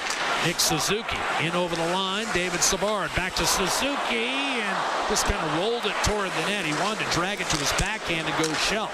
Here's Kirby Dach, high slot. Wrist shot, easy save made by Pickett. Rebound, Slavkovsky. Hard check by Podkolzin. Rebound held in by Struble a second time against Jeff Skinner, and now Slavkovsky races over. Off to David Savard. High slot, Suzuki. Spins, no one really on him. High slot, he'll move it. One-timer taken, and a save made on Struble from a sharp angle by Pickard. He had a clean look at that one, and now Kirby Dach and Josh Brown become engaged as we have 3:54 remaining in this first period. No score in the hockey game. Montreal with its first, if you want to call it that, flurry of the game. Live from the Bell Center. No score. Edmonton, Montreal, Ford Dealers NHL Hockey. The Oilers Radio Network. Believing in yourself takes confidence. At Portage College, 93% of grads say their education gave them the skills and knowledge they needed for their careers. That's the kind of confidence that leads to great results. Learn more at portagecollege.ca. Over the last decade, the world of work has changed dramatically. It's a change that can cause a disconnect between a company and its employees. But a partnership with Aon can help by making decisions that create a more flexible, engaged, and resilient workforce. Aon's experience and expertise, global understanding, and advanced analytics ensure that every client is better informed and better advised so that they can make better decisions. Whatever the next decade brings, Aon is in the business of better decisions. Do you have tickets to an upcoming event at Rogers Place that you can't attend? Donate your tickets to the Edmonton Oilers Community Foundation Seats for Kids program, presented by Eagle Builders. Seats for Kids provides unused game tickets for charities, allowing children and families to enjoy hockey at Rogers Place. And for many, a once-in-a-lifetime opportunity. To be a part of the Seats for Kids program presented by Eagle Builders, please email edmonton@kidsupfront.com. That's edmonton@kidsupfront.com. Portage College graduates are incredibly employable. How does Portage know? 99% of employers surveyed said they would hire a Portage grad. Get career ready at Portage College. Learn more by visiting portagecollege.ca. All games, all season. You're listening to the Oilers Radio Network. It'll be 4-on-4 as Doc and Brown did enough to draw a coincidental roughing minor, so they're in the box. Edmonton has scored twice in a 4-on-4 situation and has not given up a goal yet this year. Oilers tied the game against Nashville on Thursday, in fact, on a 4-on-4. So McDavid, Draisaitl, Ekholm, and Bouchard out there, and I guess with that foursome, Bob, it shouldn't surprise us that at times Edmonton can be a very dangerous 4-on-4 team. Well, they're a pretty good 5-on-5 team, too, as you know. Second best analytics team in the league next to Carolina. But they're -2 in goal differential. Just hasn't gone in as much, but it started to come a little bit in the last week and a half, and that could be bad news for the rest of the National Hockey League. Oilers right now hold the last wild card spot in the Western Conference. So again, this start not nearly as dire as last year, and the Oilers are unbeaten in regulation in their last 4. Off the draw, Bouchard banks a pass to Draisaitl up the wall. Draisaitl will carry it in deep in the Montreal zone. Fend off 2 Montreal defenders before handing back to Bouchard. McDavid tried to center, and a good read by Lane Hudson that time. He knew that was going to Draisaitl. Jake Evans will clear up to Mike Matheson, and here come the Canadiens right to left. Hudson, whom they love, 20 years of age, but a terrible turnover. McDavid watches as Bouchard makes the steal to Draisaitl. Now McDavid the trailer, back to Draisaitl, one-timer save made by Montembeault. Flashed it back to the middle. Ekholm will dust it off before dishing to Bouchard. Back down low. Draisaitl against Caulfield, just too big for him. Here's McDavid, beautiful spin move on Matheson. Right circle, Draisaitl gives it up and gets it right back from Bouchard with a minute left on this 4-on-4, which feels like an Edmonton power play. Ekholm a shot blocked by Caulfield. And Jake Evans able to regain for Montreal, and Evans is going to hang on to it and allow Edmonton to go ahead and make a change. It's going to be interesting to see if Gooley returns to this game. Looked like he blocked that shot off of his wrist, and he went off immediately. He was not out there in that last pairing 4v4. Long toss by Matheson up the left-hand side. Suzuki, a snapshot that was fought off by Pickard. Got enough of that puck to deflect it wide. Nugent-Hopkins back to Kulak, and if Gooley is lost for any length of time, that's significant. I mean, he qualifies as a veteran on this Montreal back end. Arbor Xhekaj off a steal, gives it up to Suzuki. Tough angle, and Pickard read it beautifully. Stopped that shot from the left circle. Held in by Newhook, though. Suzuki gives it back to Newhook. Well defended by Kulak, and now Hyman will carry it out of the zone. He got belted up high by Xhekaj. That was a high hit. At live speed, I didn't quite see whether it got underneath the chin. Brown's on the ice here. We'll see if he goes right after Xhekaj. That was a high hit. Brown's chirping Xhekaj as we speak as he goes off the ice. Here's Henry. Xhekaj's season ended a couple of years ago prematurely when he was injured in a fight with Vinny Desharnais. Here's Jaden Struble. A beautiful steal on a move by Janmark, cleaned up, however, by Lane Hudson. Tell you what, Hudson makes some mistakes, but he's active. Janmark cross ice, and that was deflected away by Dvorak a second time and into the paint. And a quick shot and a goal for Brown will be waved off. Henrique tried to keep that alive, but Montembeault, the beneficiary of a relatively quick whistle, and by the time Brown had poked it home, it was a good second and a half after the whistle had sounded. Let's see what the call is. There's no goal on the play. The Montreal goaltender had it frozen and it was poke free. Yeah, that was, I guess you have to announce it, but that was pretty automatic. And a face-off coming to the left side of Montembeault. I did think it was a quick whistle. Got a second look at that Jack-Eye hit. Bob, what'd you think? I think Jack-Eye's going to have a Josh Brown conversation. Now, Jack-Eye right now, they're down to 5 deep because they don't have Caden Gooley. Illegal hit or relatively clean? So kind of rode up the sternum. Yeah, certainly not a penalty 10 years ago. Face-off win for Condata against Just a hard, tough play. Yep, Jack-Eye up the right-hand side, and he's a hard, tough player, especially for a guy that was working in Costco during the pandemic. And he's really carved out a nice career for himself. This is third season in Montreal. Dump in by Edmonton, played by Montembeault with a minute to go. It's Yoel Armia. We're still scoreless first period. Montreal in the red with the blue pants and white numerals. Edmonton in the white sweaters, playing on the road this year, and Corey Perry was high-sticked. And in the final minute of the period, that's what you don't want to do if you're Montreal. You've ducked your way out of a power play situation, a 4-on-4 where the Oilers were far more dangerous, and now Armia takes a 2-minute high-sticking minor. And Edmonton a chance to really seize the game's momentum here. Well, it starts with a face-off win. Draisaitl got waved out of the circle. They lost the draw. Jake Evans, who's a pending UFA, Jack. You know, the Canadians are a 30th place team. If they can't work their way back to the mix, somebody might look him for, really, he's a fourth-line right-shot center. Maybe a third-line center. Certainly, right now, playing second-line center because Doc's had some challenges returning from that massive surgery. They're trying to get him going, playing with offensive players and take the heat off him. But Evans is a decent face-off man. Beaten cleanly by Draisaitl, and Bouchard will send it over to Nugent Hopkins. Tried to thread it through to McDavid. That was broken up. Angled off the boards to Bouchard. Nugent Hopkins loads, side of the net. Hyman, he was low-bridged, fell down in a heap. The puck trapped underneath his backside for a moment. Players raking at it, chiseling it free. Finally tossed into the corner by David Savard. Here's Draisaitl trying to snap it through. That caromed off a skate. McDavid will have to corral with 17 seconds. He's still got time. Left to right over the line. Tried to get around Savard and did. Circles the net. Draisaitl. Bouchard faked the one-timer. Now gets it back and fires high and wide to the glove side. Rebound Draisaitl. Cross ice right on the tape. And McDavid hesitated and then a pass behind. Here's a blast by Bouchard at the horn. That's held by Montembeault. And we will have a scoreless first period. The Oilers, interestingly enough, they're tied for the league lead when it comes to getting goals in the first 2 minutes. They've got 4, but then they score only 5 more the rest of the period. They're second to last in the league when it comes to actual goals scored. And Bob, that's what we've talked about all year. And this is game 19 now.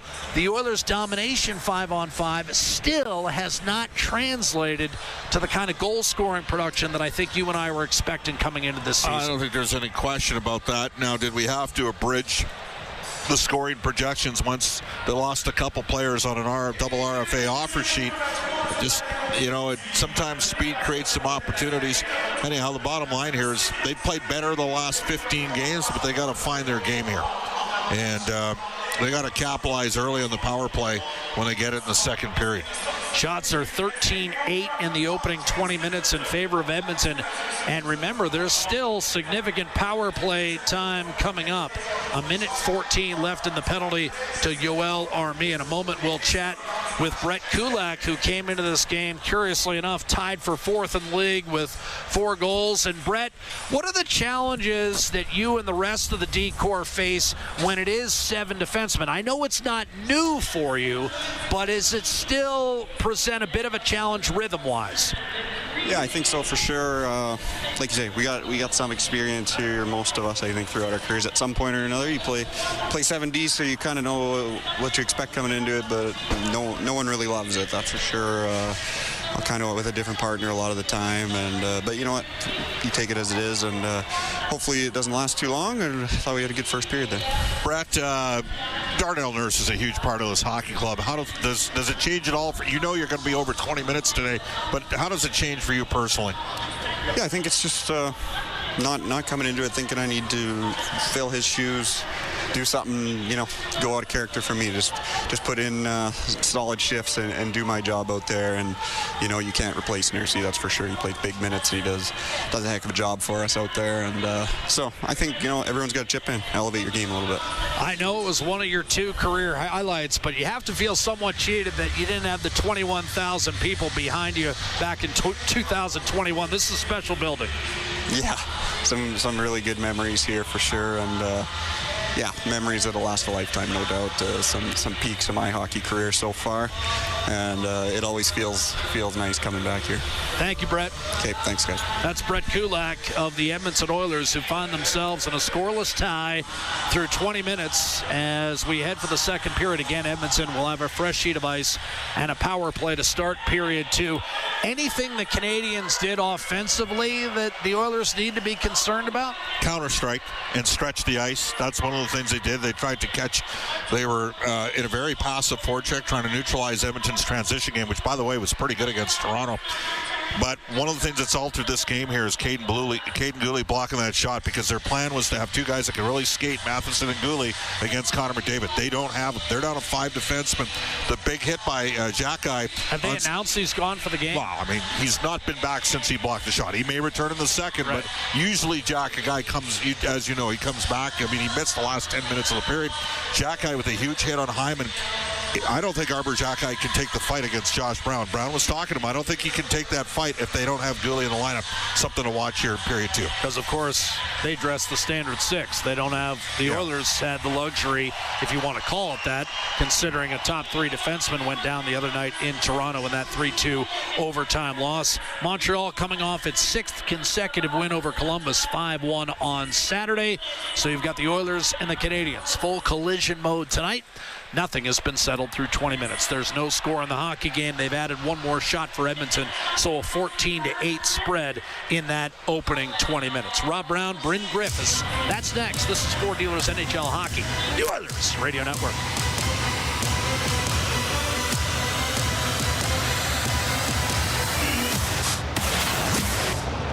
Hey, Paul Brandt here. As a musician, I'm drawn to the sounds of this great province. Whether it's the wind blowing down the Rockies, the rustling of grass across the prairie, or the sweet sound of a Ford Super Duty, it's all music to my ears. Speaking of Super Duty, with heavy-duty performance that's built for getting the job done right, it's no wonder this truck has Albertans singing its praises. The 2024 Ford Super Duty is available now at your Alberta Ford dealer. Just head on in today and tell them PB sent you. It's our YEG with 880 Chad. Every sports fan has a take, and we want yours on Inside Sports. Give your fresh take weeknights between 6 and 8, and our friends at Independent Jewelers could give you a fresh new look. Then help fulfill a simple wish for thousands of vulnerable children with a gift to Santa's Anonymous. December 4th is Santa's Day. Make your monetary donation today by visiting santasanonymous.ca. For details on these and more events, visit 880chad.com. At the intermission, brought to you by End of the Row Flooring Centers. Let's get flooring. Hudson, side of the net, backdoor play, and a save made on Heineman. Pickard with an excellent read, and Heineman denied as he looked to score his 4th of the year.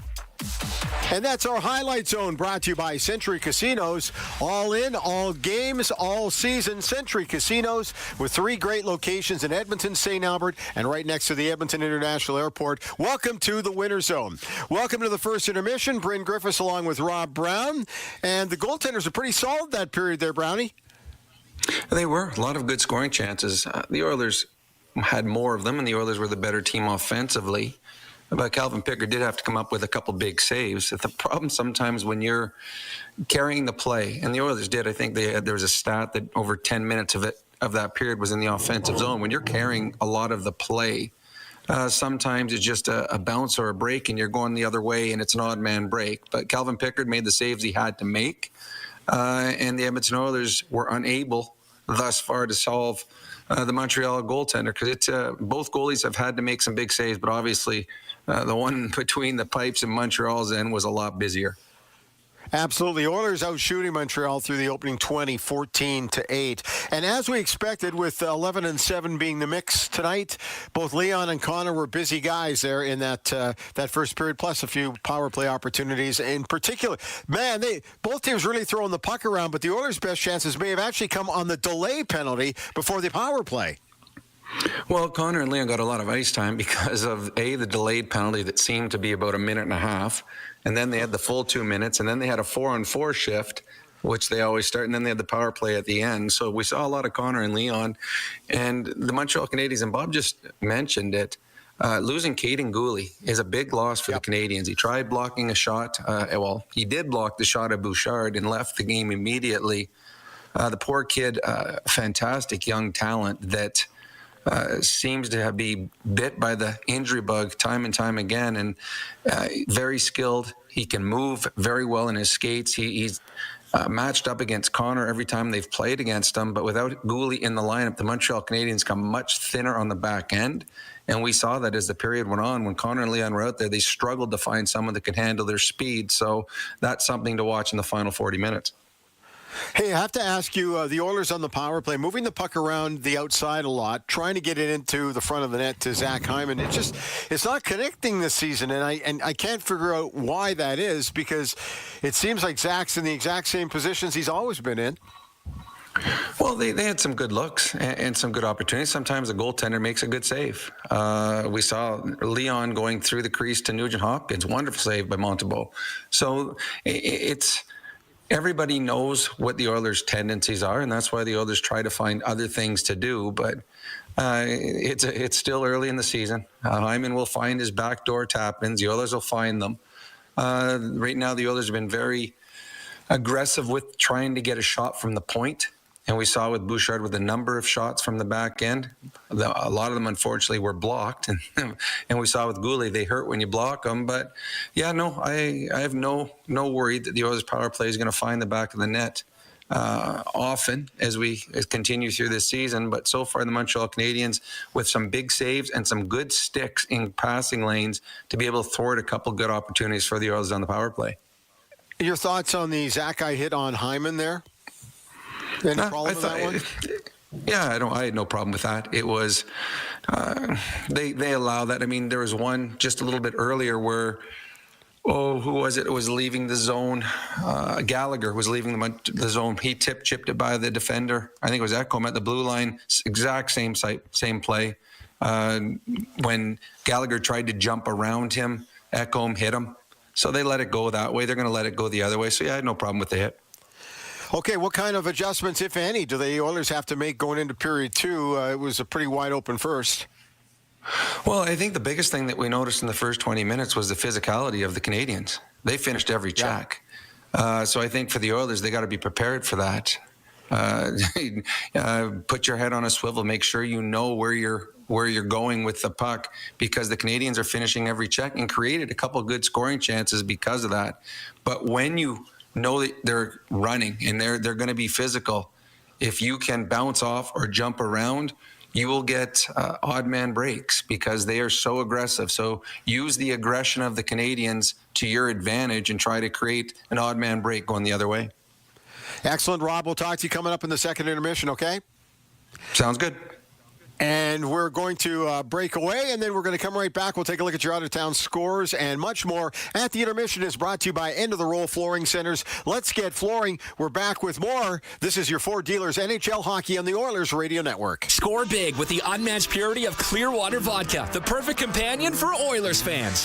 Crafted with the pristine waters of Alberta, it's a sip of local excellence. Clearwater Vodka, where the spirit of the game meets true Alberta quality. Must be 18 plus. Please drink responsibly. Chemco is more than just a trusted local name. Chemco has been building industry across Canada for more than 60 years. From engineering through to commissioning, construction, maintenance, and beyond, Chemco's multidiscipline approach stands firmly on the belief that Chemco cares.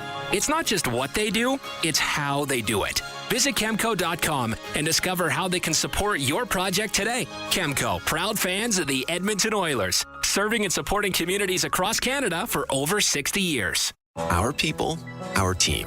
It's what business owners almost always say is their most important resource. But strong businesses don't just find great people. They make sure their teams stay healthy, engaged, and performing at their best. A benefits plan from Alberta Blue Cross is more than just drug and dental. They support the whole person with flexible coverage levels that fit the size and circumstance of your business. Find a plan that gets results at ab.bluecross.ca. Score big with the unmatched purity of Clearwater Vodka, the perfect companion for Oilers fans. Crafted with the pristine waters of Alberta, it's a sip of local excellence. Clearwater Vodka, where the spirit of the game meets true Alberta quality. Must be 18 plus. Please drink responsibly. This is Global News at the second intermission. I'm Zach Ferguson. An update in the multi-vehicle collision earlier this morning on Highway 1 near Clooney. Police say one person has died. The 51-year-old man of Redcliffe was declared dead, with police saying he's the only fatality with no other injuries reported. Traffic was disrupted for over 6 hours. However, the highway has since reopened. The head of the Canadian Federation of Independent Business says a Canada Post strike hasn't just stopped deliveries of holiday gifts. Dan Kelly says many small businesses are stuck waiting for checks and invoices that were sent through the mail. 50,000 workers at the Crown Corporation responsible for ferrying mail went on strike Friday over wages and working conditions. 880 CHED Santa's Anonymous has officially started their campaign. Volunteers are back at Santa's Depot getting all the gifts ready for delivery weekend. 880 CHED Santa's Anonymous organizer Angel Benedict says this year the needs is expected to be greater than ever. I'm Zach Ferguson. Your next scheduled newscast will be after the game on 880 CHED. The holiday countdown has started at Freedom Ford. Unbeatable deals on 2024 models with savings up to $15,000 and 0% financing. Plus, enjoy up to $10,000 cash back on your new Ford. Hurry, these offers won't last. Pizza 73, the official pizza of your Edmonton Oilers. Loyal to the oil, in Edmonton we trust. Rising to the top like a pizza crust. Got the flavors to play, cooking on ice. Hunger happens, gotta score a slice. Let's go Oilers, E-Town unite. Ice District to Jasper, downtown to White. Wearing orange and blue, game on the stream. Make the right call, Pizza 73. Let's go Oilers. 737373, Pizza 73. MIC is a leader in medical imaging and the official medical imaging provider to the Edmonton Oilers.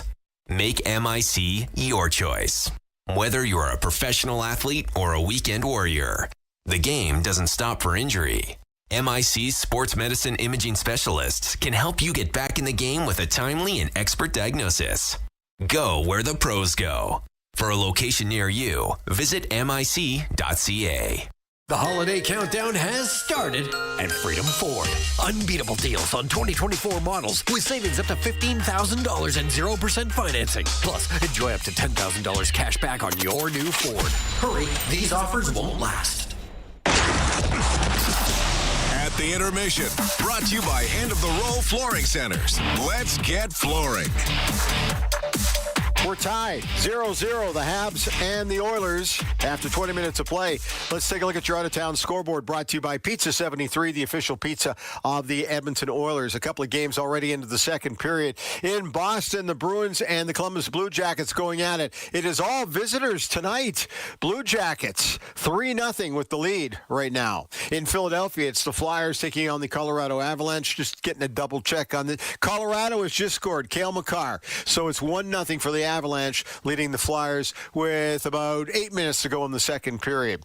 In the first period in Dallas, the Stars entertain Anaheim, and it's the Ducks with a couple of goals early in the first period, so they have a 2-0 lead on Dallas in the Lone Star State. So those are the only games right now that are going on. Later on tonight in Utah, it's the Hockey Club of Utah hosting Washington and OV. Detroit is on the road in San Jose. That's an 8:30 start our time, and that's it for around the NHL. Next up for the Condors, they play Abbotsford, that's coming up tomorrow morning at 11:30, and the next matchup for the Edmonton Oil Kings at home on Wednesday night at 7 o'clock. The Victoria Royals will be in town. That is your out-of-town scoreboard. Let's tell you that the players are returning to the ice for period number 2 in Montreal. We can hardly wait for that. At the intermission is brought to you by End of the Roll Flooring Centers. Let's get flooring. This is your Ford Dealers NHL Hockey on the Oilers Radio Network. Rogers is Canada's fastest and most reliable internet. We're made for Oilers fans. You can stream Brown's scoring down in the basement. And there it is! Watch Leon light the lamp in the living room. Spectacular! Connor scoring in all corners of the house. And Nurse notching a game winner in the nursery. Very quietly, of course. Rogers, proud partner and fan of your Edmonton Oilers. Edmonton comes all the way back! For 2 weeks only, it's Black Friday savings at End of the Roll Flooring Centers. Save on laminate, luxury vinyl planks, loose lay, click flooring, hardwood, carpet, and more. Use our visualizer at endoftheroll.com to see it yourself. Plus, you could win your mortgage payments for a whole year. Terms and conditions apply. Maximum value of $25,000. Visit endoftheroll.com for details. Our Black Friday sale, 2 weeks only at End of the Roll Flooring Centers. 12870 St. Albert Trail and now open at 580 Parsons Road Southwest. Hockey season is back. And so are the deals at Boston Pizza. Cheer on your team while ordering off their game day menu, or come in and see what great promotions they have going on. At Boston Pizza, they always have something craveable for you to enjoy. Boston Pizza, proud partner of the Edmonton Oilers. Cheers to a great hockey season. Listen on air, online, and on the Radio Player Canada app. This is the Oilers Radio Network. We begin the second period with a Atco power play for a minute 14. The Edmonton Oilers and the Montreal Canadiens locked in a scoreless tie. Jack Michaels, Bob Stauffer with you as we get set for period number 2. Again, a minute 14 as of right now on that Oiler power play. Caden Gooley has returned. Probably needed to get a wrap on that hand as they examine and determine he's able to go, although he doesn't start on the PK. It's Matheson and Savard alongside Dvorak and Josh Anderson. Oilers win the draw, and it's wristed down deep by Leon Draisaitl, who has 7 goals and 16 points in his last 9 against Montreal. He scored a goal in 4 straight against the Canadiens. Nearly a 2-on-1 shorthanded. Broken up, though, by Bouchard in the first attempted clear, but the second one is successfully managed by Matheson, and the Oilers have to drift back into their own zone. 30 seconds gone by second period. Bouchard hits a cutting McDavid. In over the line. Wristed around the boards. Draisaitl lifted the stick of Dvorak to try to wrestle possession away and could not maintain. Puck travels the length of the ice. Pickard will leave it for Bouchard, and time for one last rush for the Oilers. 20 seconds to go on the man advantage. McDavid hits Nugent Hopkins across the line right to left. Bouchard to Draisaitl, top of the right circle. McDavid coming off the goal line. One-timer Bouchard, and that was blockered into the corner by Sam Montembeault. Here's Nugent Hopkins loading up. Tried to center, and that was deflected. Draisaitl back to Nugent Hopkins. High slot Bouchard. 2 seconds. Nugent Hopkins fires another shot that's blocked by Caden Gooley, and here come the Canadiens, now back to full strength. Jake Evans will toss it in, and it's grabbed by Bouchard, then turned right back over to Evans. He didn't realize that Evans was lurking there, so he tried to make a play to the middle, stolen away by Adam Henrique, and it's wristed down deep for the Edmonton Oilers. Lane Hudson from Montreal reverses to Cole Caulfield. 28 goals, 65 points, both career highs last year for Caulfield. They feel like his ceiling is far greater than that, though, and now a deflected puck ends up out of play in the in the Edmonton zone. So we'll drop it right at that Montreal Bell center ice logo. I think one of the most famous insignias in professional sports, is it not? 100%. Face-off win for Adam Henrique. Troy Stetcher across to Matthias Ekholm. Again, the Oilers going with 11 forwards and 7 defensemen tonight. Victor Arvidsson missing a 3rd straight game. Troy Stetcher Tries the right-hand side. Connor Brown lost the handle, and here's Caulfield wiring one wide off the high blocker. And that's what you're talking about, Bob. If you give them something, they will look to counter-strike immediately. Driving down the left-hand side is Connor Brown against Lane Hudson. Puck pinned along the end boards. Hudson had it, lost it. Grabbed by Struble, and he'll knock it off the boards. Ekholm turned it over at the Montreal blue line. Lane Hudson threw it across. Caulfield back to the point, fired toward the net, and then ended up going high, clattering off the glass. Struble had it, lost it. Henrique thought he had Janmark sneaking behind for a breakaway. It was broken up. Connor Brown able to reset for Edmonton. Matthias Ekholm drives down the left wing, pulls up, waits for a teammate, flicks it into the corner. Savard first on it for Montreal. Eventually sent over to Struble. He'll flip it ahead for Slavkovsky. It's been quiet thus far tonight. Tries to nudge it ahead for Suzuki. That was batted down by Derek Ryan. Slavkovsky then got absolutely belted, filled in by Emberson. We saw that a lot on Saturday night. Emberson has been extremely physical the last couple of weeks, Bob, and it's drawn the attention of the coaches. Another shot from the point. Not much on it from Savard. The rebound, Slavkovsky, and he didn't plant his feet there, Bob. He was kind of doing a drive-by, and it was an easy save for Pickard, and the Oilers get it in deep. I think later in his career, you'll see him stop on that puck and really bear down on that chance. Josh Brown, a collision with Kirby Dach at center, and those two went at one another a little bit in the first period. The Canadiens got it in deep, but winning a battle behind the net, Janmark, lead pass Leon Draisaitl, tried to nudge it back to him, stolen by Matheson, breakaway coming, wrist shot wired wide. Oh, what a chance for Condotta, and he missed the net. Heineman, wrist shot, and he missed the net, and then nudged back in front by Condotta. Lucas Condotta with 2 goals to his credit in his prior 9 NHL games. 27-year-old, played 4 full years at UMass Lowell, as Bob mentioned. A lot of guys with an NCAA influence on this team.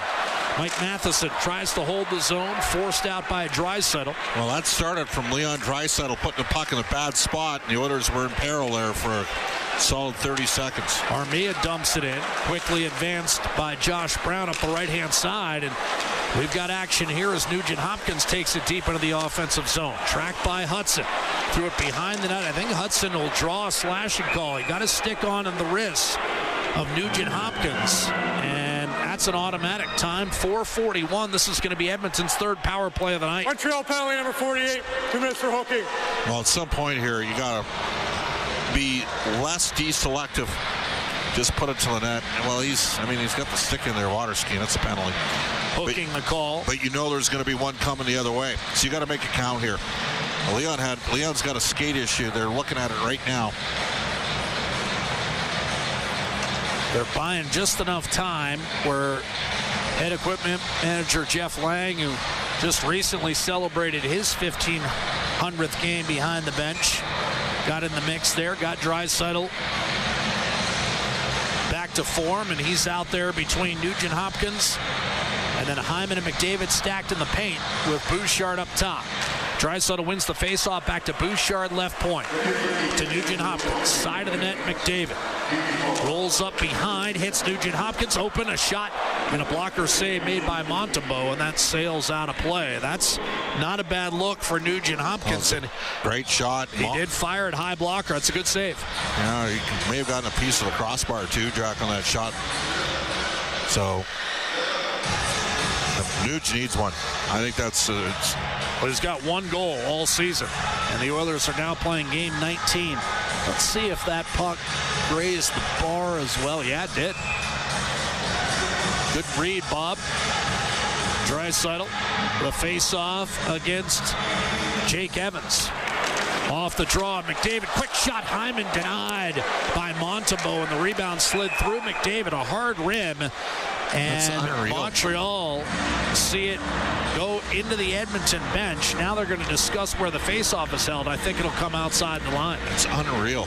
Like, they just can't, even there, you get a lucky break off a faceoff, and you got 2 guys alone with the goalie in front. He's down and out, and you can't pick up the loose change on a Hyman attempt. And Hyman's been heating up. 3 goals, 7 points in his last 8, but can't bury it there, and the rebound eluded McDavid. Draisaitl off the face-off. Dvorak kicked it over to Mike Matheson, and he'll shoot it down the ice, and the Oilers have to drip back into their own end. Still 90 seconds to go on this Atco power play. Atco Energy, your trusted Alberta retailer.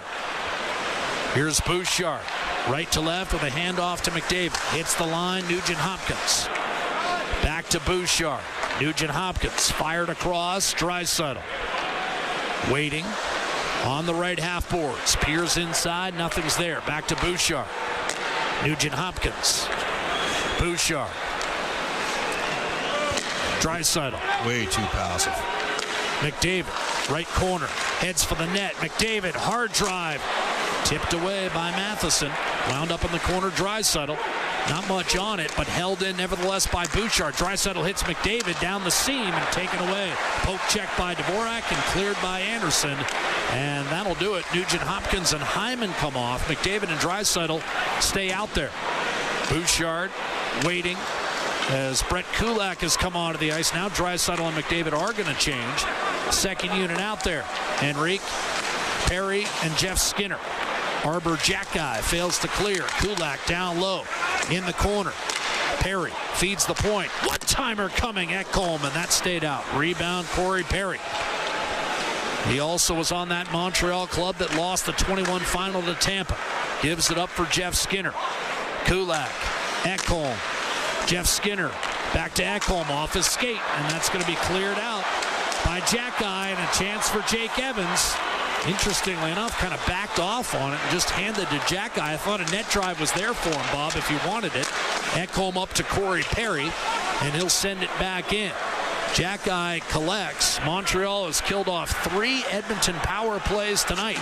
And as a result, the game remains scoreless. A poor pass from Jackeye. Even if Slafkovsky had managed a clean touch on that, it would have been icing. 13 minutes to go in the second period, and Edmonton will get an ozone draw. The shot's 16-9. Bob, what do you make of Edmonton's urgency tonight through about 27 minutes? Don't like the way they're playing at all. Don't like the power play. And we're at the stage where something's got to change on the power play. Maybe it's got to be personnel.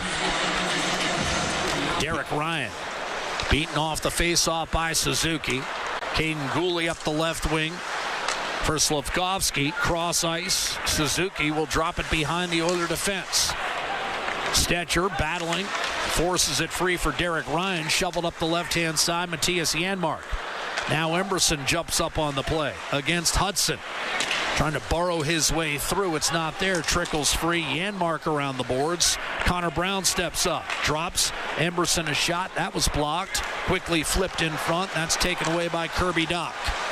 He'll chip inside the Edmonton line. Stetcher with a whack at it. And that ends up out of play with 12:22 to go in this second period. No score in the hockey game. Edmonton 0 for 3 on the power play tonight. And as a result at the Bell Center, we've settled nothing as we approach the midway point of the contest. This is Ford Dealers NHL Hockey, the Oilers Radio Network.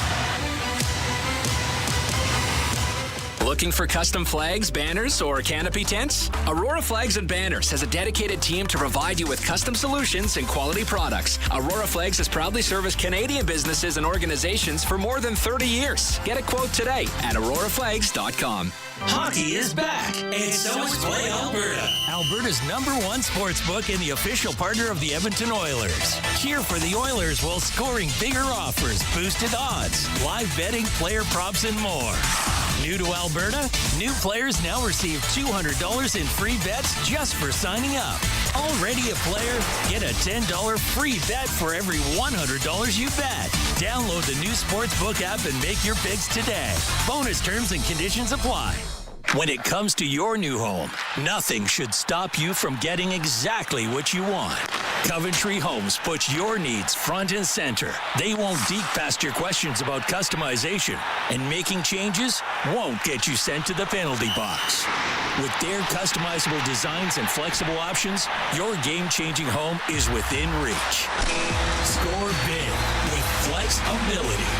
By Coventry Homes, the official builder of the Edmonton Oilers. Looking for custom flags, banners, or canopy tents? Aurora Flags and Banners has a dedicated team to provide you with custom solutions and quality products. Aurora Flags has proudly serviced Canadian businesses and organizations for more than 30 years. Get a quote today at auroraflags.com. All games, all season. You're listening to the Oilers Radio Network. Oilers hockey fights cancer. Mega 50-50 is back. Play now to be entered to win a Ford Bronco, a $1,000 red tag travel voucher, and multiple cash prizes. Right now, the jackpot's sitting at $414,000, supporting the Alberta Cancer Foundation. Jack Michaels, Bob Stauffer with you. Nearly midway through this game, and there's no score. Edmonton, Montreal, face-off win for Derek Ryan. Jeff Skinner to Travis Dermott up the right-hand side, and Ryan eventually able to slug it down low.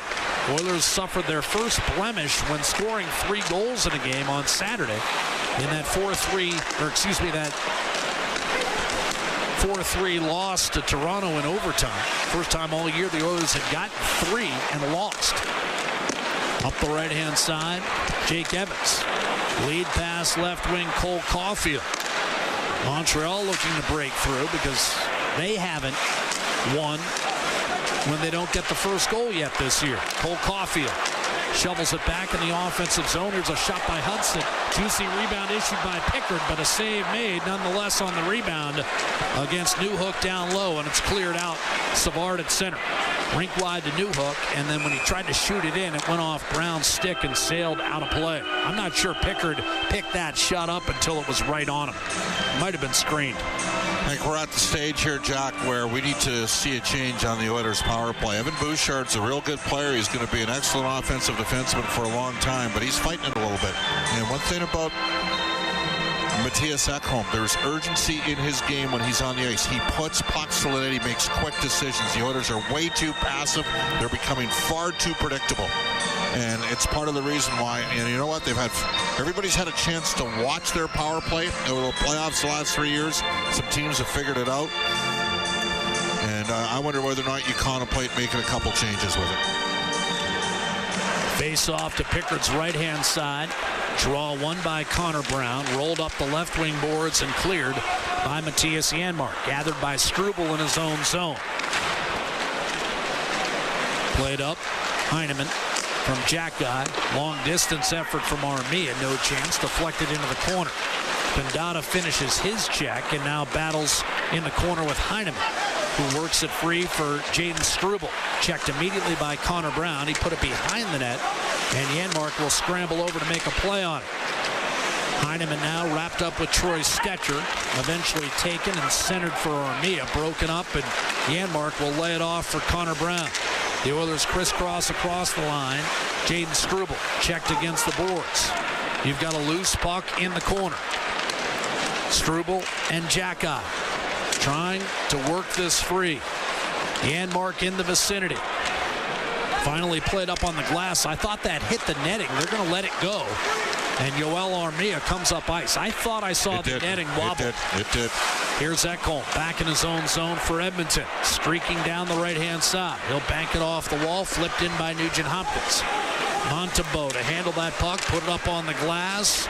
McDavid could not hold the zone. Ekholm did. Deflected, and this one does crawl over the plexi into about the third row here at the Bell Center, which holds more than 21,000 for National Hockey League games. Cited the draft a couple years ago, and also the draft in 2009. The Oilers selected Magnus Bjarvi in the first round. 10:02 to play. Second period, no score. Face off, Montembeault's left, off the draw. Won by Nick Suzuki. Nugent Hopkins there to deflect. Caden Gooley a clear back through center. And it's Suzuki. Left wing, Slavkovsky, his shot. And that was deflected high up on the glass. Held in by Matheson. Tried to cut inside, and Nugent Hopkins denied that entry. But the Canadiens able to maintain the offensive zone. Gooley swung it down low for Kirby Dach. So effective in that 2020 play-in series for the Chicago Blackhawks. But here is pass to Suzuki, broken up, and the Oilers come the other way. Zach Hyman will dump it in. He's with Nugent Hopkins and McDavid. Canadiens stagger their way out of their zone. Held in and ultimately shot in by Nick Suzuki. Bob was talking about Montreal's played a couple of these type of games this year. Lost 3-0 earlier this week to Minnesota, but beat Toronto in the season opener 1-0, and now an offside whistled against Zach Hyman. And right now we've got a scoreless hockey game.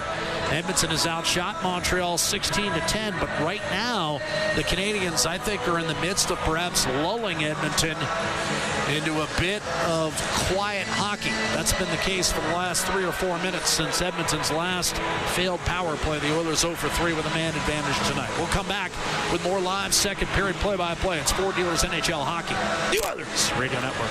Our people, our team. It's what business owners almost always say is their most important resource. But strong businesses don't just find great people. They make sure their teams stay healthy, engaged, and performing at their best. A benefits plan from Alberta Blue Cross is more than just drug and dental. They support the whole person with flexible coverage levels that fit the size and circumstance of your business. Find a plan that gets results at ab.bluecross.ca. When was the last time your electricity and natural gas provider made you feel like this?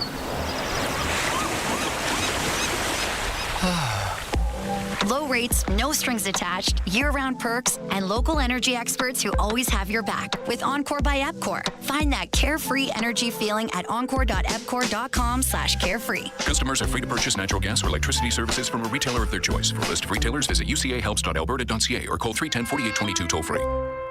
Looking for top-notch dry cleaning? Riverbend Cleaners in Edmonton have been family-owned for over 40 years. They're experts in tailoring, wedding gown cleaning, and leather and suede care. From coveralls to curtains to jeans and jerseys, they do it all. Enjoy the convenience of free pickup and delivery as well as corporate discounts. Trust Riverbend Cleaners for quality service that's been a local favorite for decades. Visit them at 560 Riverbend Square or call 780-988-6685. Riverbend Cleaners, where experience meets exceptional care.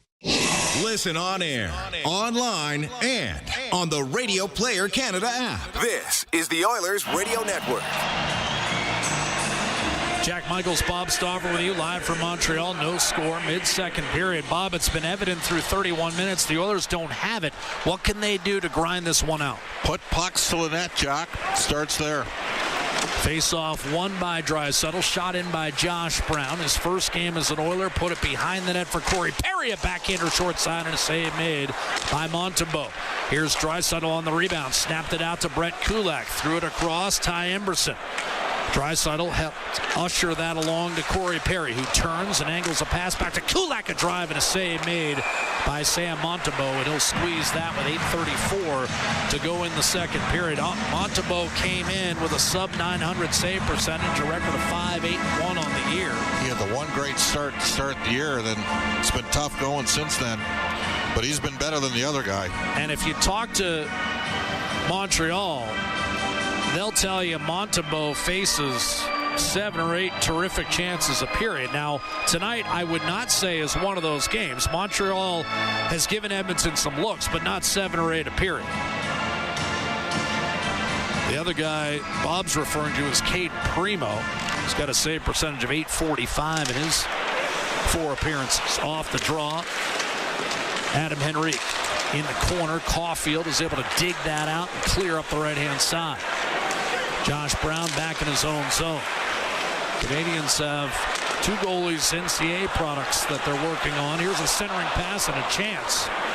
But Caulfield had it blocked. And in position, Travis Dermott, his second key block of the night.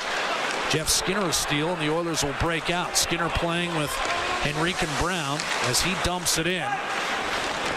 And an attempted clear by Newhook is negated by Jeff Skinner. Shoveled down low by Henrique. Back behind the net, Skinner pounces on it. Could not get a clean shot away, and the Canadians able to get a clear. Caulfield to Newhook, and he'll snap it down deep. Getting a piece of it was Calvin Pickard. Tried to roll it in front, did Jake Evans. Taken away by Skinner. Now, Connor McDavid, left wing drop pass. Ekholm in over the line. You've got turning and giving is Nugent Hopkins, and a clean look for Montembeault as he catches Bouchard's changeup cleanly with 7:27 to play in the second period, and Bouchard gesticulating as though he expected a screen, or maybe he wanted to keep that puck a little bit lower. Yeah. Well, the guy that had the better shot opportunity there was Ekholm, but he was ambling on his offside. It was a difficult pickup for him to one-time it. Nugent-Hopkins will take the draw. McDavid and Hyman in the paint. Ekholm and Bouchard defensively. 7.5 to go, second period. Oilers and the Canadiens. A scoreless tie. The shots are 18-10 Edmonton. Nugent-Hopkins won the draw. Canadiens pick it up, and it's lifted safely back through the middle by Kirby Dach. Turned over to Matheson by Ekholm. Wristed down deep by Caden Gooley. Ekholm trying to seal the wall against Kirby Dach. Now Suzuki, a centering pass, and stolen by McDavid, who came all the way down low above the blue paint to take one away from Slavkovsky. Bouchard up the right-hand side. Effortless pass to Ekholm, dropped it off. Hyman, a snapshot off the pads of Montembeault. That was a good save. And Suzuki able to clear back through center. Slavkovsky will hammer it back in. Tipped away from Suzuki, held in by Matheson on his backhand. He'll take it behind the net, pursued by Bouchard, and now Hyman. Instead, it's Caden Gooley. Tried to go down low with it for Slavkovsky, reaching out on a puck coming off the inboards was Pickard to put that puck to rest. 6.5 minutes to play in this second period, and it's still no score in Montreal. Oilers scratched out, what was it, 2-1 last year in this building. That was win number 10. Was it 9 or 10? 10 of 16. Right. 16 in a row, yep. Had they won in Detroit before that game? And then, yeah, Nurse scored in overtime, I think, in Detroit. Nurse scored in OT, and then Bouchard here at the Bell Center.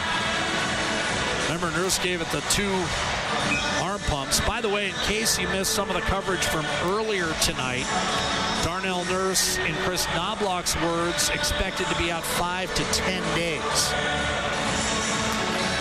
Draisaitl against Jake Evans. And my guess is, Bob, it may actually be longer than that because, of course, the Oilers then have that 5-day break after their game on Saturday against the New York Rangers. So maybe just to err on the safe side, you give them a full 2 weeks off, and that's what would transpire if, in fact, that's the route they go.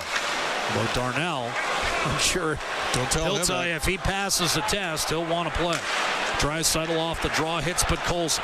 Return to Draisaitl on the right side. A centering pass, deflected away. Good defensive play by Jake Evans, as Bob said. Solid two-way player. Corey Perry did well to hold the zone off to Vasily Podkolzin. Maybe his first goal in nearly 2 years will help break this scoreless logjam. But not here, as Montreal manages a clear inside the Oiler blue line. Josh Brown, Draisaitl to Podkolzin, and again back to Draisaitl. He'll take it hard behind the Canadiens' net. Checked off the puck by Condata, and it's reversed to David Savard. Montreal will reset while Edmonton changes it up. Lane Hudson fires it in, and now he'll change for the Canadiens. Long change in this second period, of course. Backhanded out by Janmark on a Montreal Canadiens dump in. And with 5.5 to go, Stetcher took a big hit from Condata. Got it in deep. No icing calls. Struble looking for Armia. He's got it.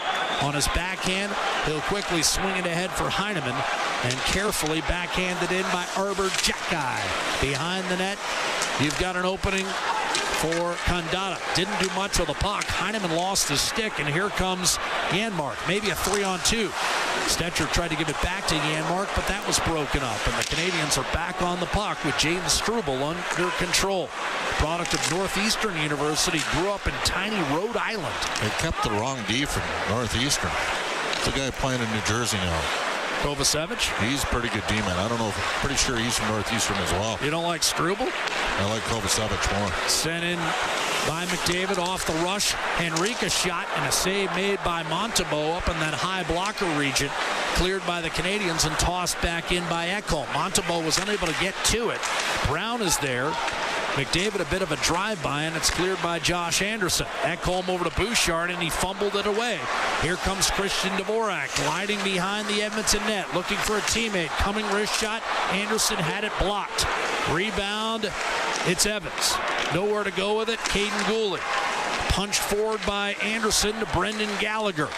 Couple of 30-goal seasons on his resume. Little spin move, backhand across. Dvorak chipped it in front, and the Canadiens can't get a shot away. Here comes McDavid, back through the neutral zone. Hands to Connor Brown. Puts the brakes on, gives it to his former junior teammate. McDavid gave it away. Steal by Gallagher. Matheson gave it back to Gallagher. He'll dump it in as both Gallagher and McDavid appear near the end of their shifts. McDavid, exhausted, will come off with 3.5 to go. In the second period, no score in the hockey game. Kulak to Nugent Hopkins. Play is ruled onside. Kulak will wind it around. Now you've got Draisaitl playing with Nugent Hopkins as Chris Knobloch looks for a combination that will wake the Oilers out of this reverie. Yes, they've outplayed Montreal, but still some urgency needs to be had. Here's Nick Suzuki rolling in for the Canadiens, who've been outshot 21-10 tonight, slapped wide by Kirby Dach. And that caroms off the corner boards, and now Zach Hyman skating hard. Down the right-hand side, Draisaitl, top of the circle, gives it back to Hyman, a shot. And that flew wide of Montembeault. Stetcher looking to get the Oilers on the board. Hyman behind the net. Drop pass for Draisaitl. Tried to feather it through. Intercepted and cleared by Slavkovsky. He'll get it back from Suzuki and take it in across the Edmonton blue line. Rides Emberson into the boards. Draisaitl chiseled it free. Stetcher up the boards. Not enough on it. Held in by Struble, who spins, tried to center, and that was broken up by Draisaitl. And then it ping-ponged around for a moment before being retrieved by Jake Evans. Stetcher stayed strong on his stick and finally pitchforked out of there by Draisaitl. Fielded by Jackeye, the puck trickled off Struble's stick, and now Corey Perry on him. 2:15 to go. Jackeye, lead pass. Caulfield, play is onside. Jake Evans lost the handle as he came over the line. Edmonton gave it right back. Kulak turned it over at center. Snapped in by Jackeye. Around the boards, Kulak able to reverse to Josh Brown. Comes up with the puck, tried to give it back to Kulak. That's a turnover. And Montreal on the puck. Newhook to Matheson. Up top, Caden Gooley let a shot fly that was blocked by Corey Perry. Rebound, blasted by Matheson. Block shot, made successfully by Podkolzin. Newhook won a battle, sets up Gooley. Wrist shot and save, Calvin Pickard. First time he's actually seen a puck in a while. That's just the third shot for Montreal in this period. But despite that, it remains a scoreless tie. The Oilers a +10 on the shot clock, but nothing's been settled on the scoreboard through nearly 38.5 minutes. 1:39 to go, period 2. This is Ford Dealers NHL Hockey, the Oilers Radio Network. Sobeys and Safeway Liquor are stocked with spirits, wine, and beer for all your get-togethers. So, whether you're celebrating the holiday season or hockey season, check out Sobeys and Safeway Liquor, proud partners and fans of the Edmonton Oilers. Hey, Paul Brandt here. You know what I'm a fan of? Alberta. The wide open spaces, the highways and byways, and a rugged, beautiful terrain that I'm proud to call home. Maybe that's why I'm also a fan of my Ford F-150. It's tough, capable, and smart, which makes it a natural fit for roads like these. So if it's a new truck you're looking for, look no further than the truck Albertans love to drive, F-150. Head into your Alberta Ford dealer and tell them PB sent you. Help turn off hesitation, turn off doubt, turn off fears. The YMCA is a charity that helps people turn off whatever's holding them back so they can let their potential shine. With your support, you can help us turn on confidence, connections, and possibilities. Whether it's supporting families, building life skills, or fostering well-being, the YMCA offers a wide range of programs that empower people to shine their brightest. Visit our website to see how you can help today. Sobeys and Safeway Liquor are stocked with spirits, wine, and beer for all your get-togethers. So, whether you're celebrating the holiday season or hockey season, check out Sobeys and Safeway Liquor, proud partners and fans of the Edmonton Oilers. All games, all seasons. You're listening to the Oilers Radio Network. Minute 39 to go in the second period. Edmonton and Montreal, no score at the Bell Center. Oilers, front end of a back-to-back. They'll play Ottawa tomorrow. Bob and I will have it for you. 5 o'clock drive time face-off right here on 880 CHED and the Oilers Radio Network. TuneIn Radio, iHeartRadio, and the Radio Player Canada app. Off the draw, whistling wrister coming from Gooley. That bounded off Pickard and brought the other way by Derek Ryan. Cooley has matched Montreal's shot total in the last 10 seconds for the first 18 minutes of this period. Slavkovsky brings it the other way, and McDavid ties him up and rides him into the corner. Skinner got it to Ekholm, flipped out by McDavid. The puck settles at center, and it's Connor Brown off to Evan Bouchard. Wound around the boards. McDavid put it behind the net.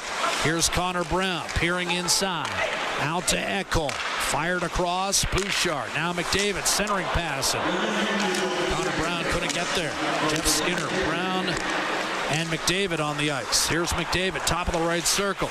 Circling against Kirby Dach. Less than a minute to go. Second period, no score. Ekholm deep in the left circle, has to reverse. Drift up top for Bouchard. Poke checked away. And here come the Canadiens. Slavkovsky to Nick Suzuki.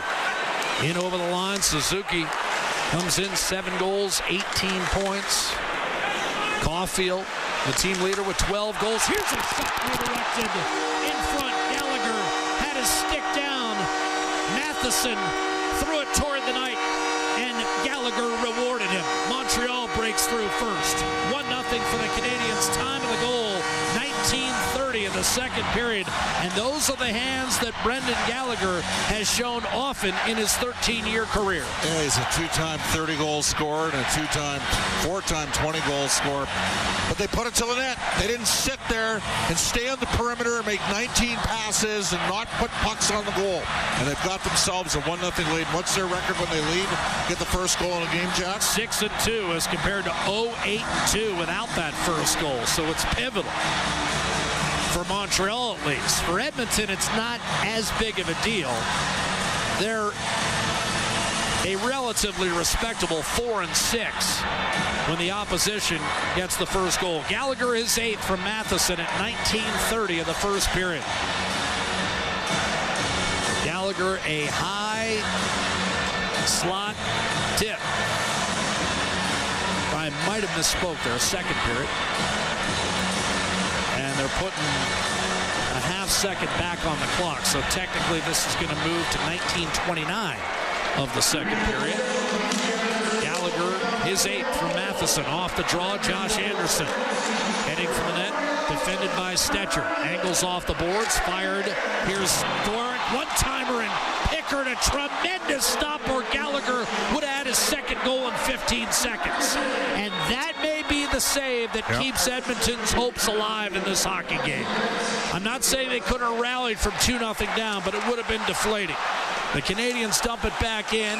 Draisaitl will protect, and now we've reached the end of the period.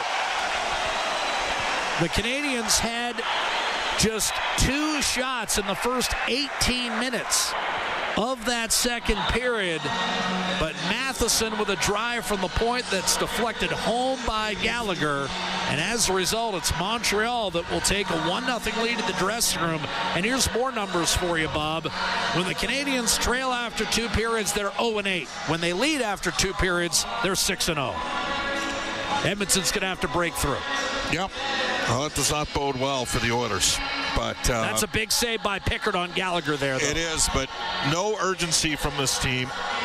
On the power play, you have 3 power play looks. You had one that went halfway through the end of the first into the early second period. No urgency at all. And the definition of insanity is doing the same thing over and over again and expecting it to change.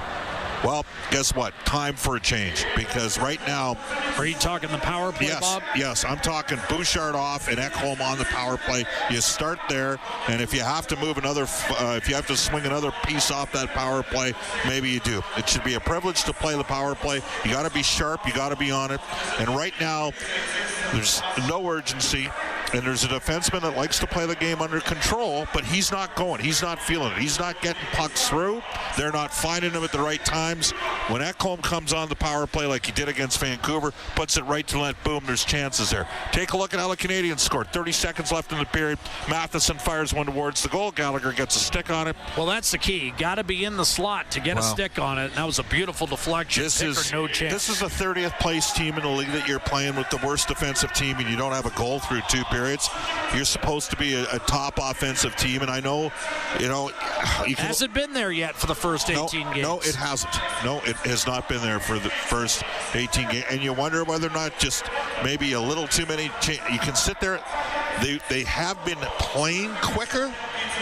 And the 5-on-5, as you pointed out earlier, Bob, the 5-on-5 metrics speaking looks terrific. Yes. Hasn't translated. But their special teams, not, you know what? I mean, they're dead last in the PK, and they're in the 20s in the power play, and they're going to drop after this game unless they get another chance here. Very disappointing performance from Edmonton through 40 minutes, especially given the fact that they got a 3-1 power play advantage in this game. Well, that's the key. It's through 40 minutes. Twice already this season, Edmonton has rallied when trailing after 2 periods, a record of 2-5 under those circumstances. Again, Montreal, partly due to Montembeault, has closed out all 6 opponents in which it's led after 2. And they lead as a result of Gallagher's high slot tip in, his 8th from Matheson at 19:29 of the second period. That's the only goal of the hockey game. The shots were 8-6 in the second for Edmonton, 21-14 in favor of the Oilers for the game, but Montreal got the last 4 shots on net in that final 2 minutes of the second period, and one of those went in against Calvin Pickard. 1-0 Montreal, and when we come back, more live coverage back in our 880 CHED studios. It'll be Brendan Griffiths and Rob Brown. This is Ford Dealers NHL Hockey, the Oilers Radio Network.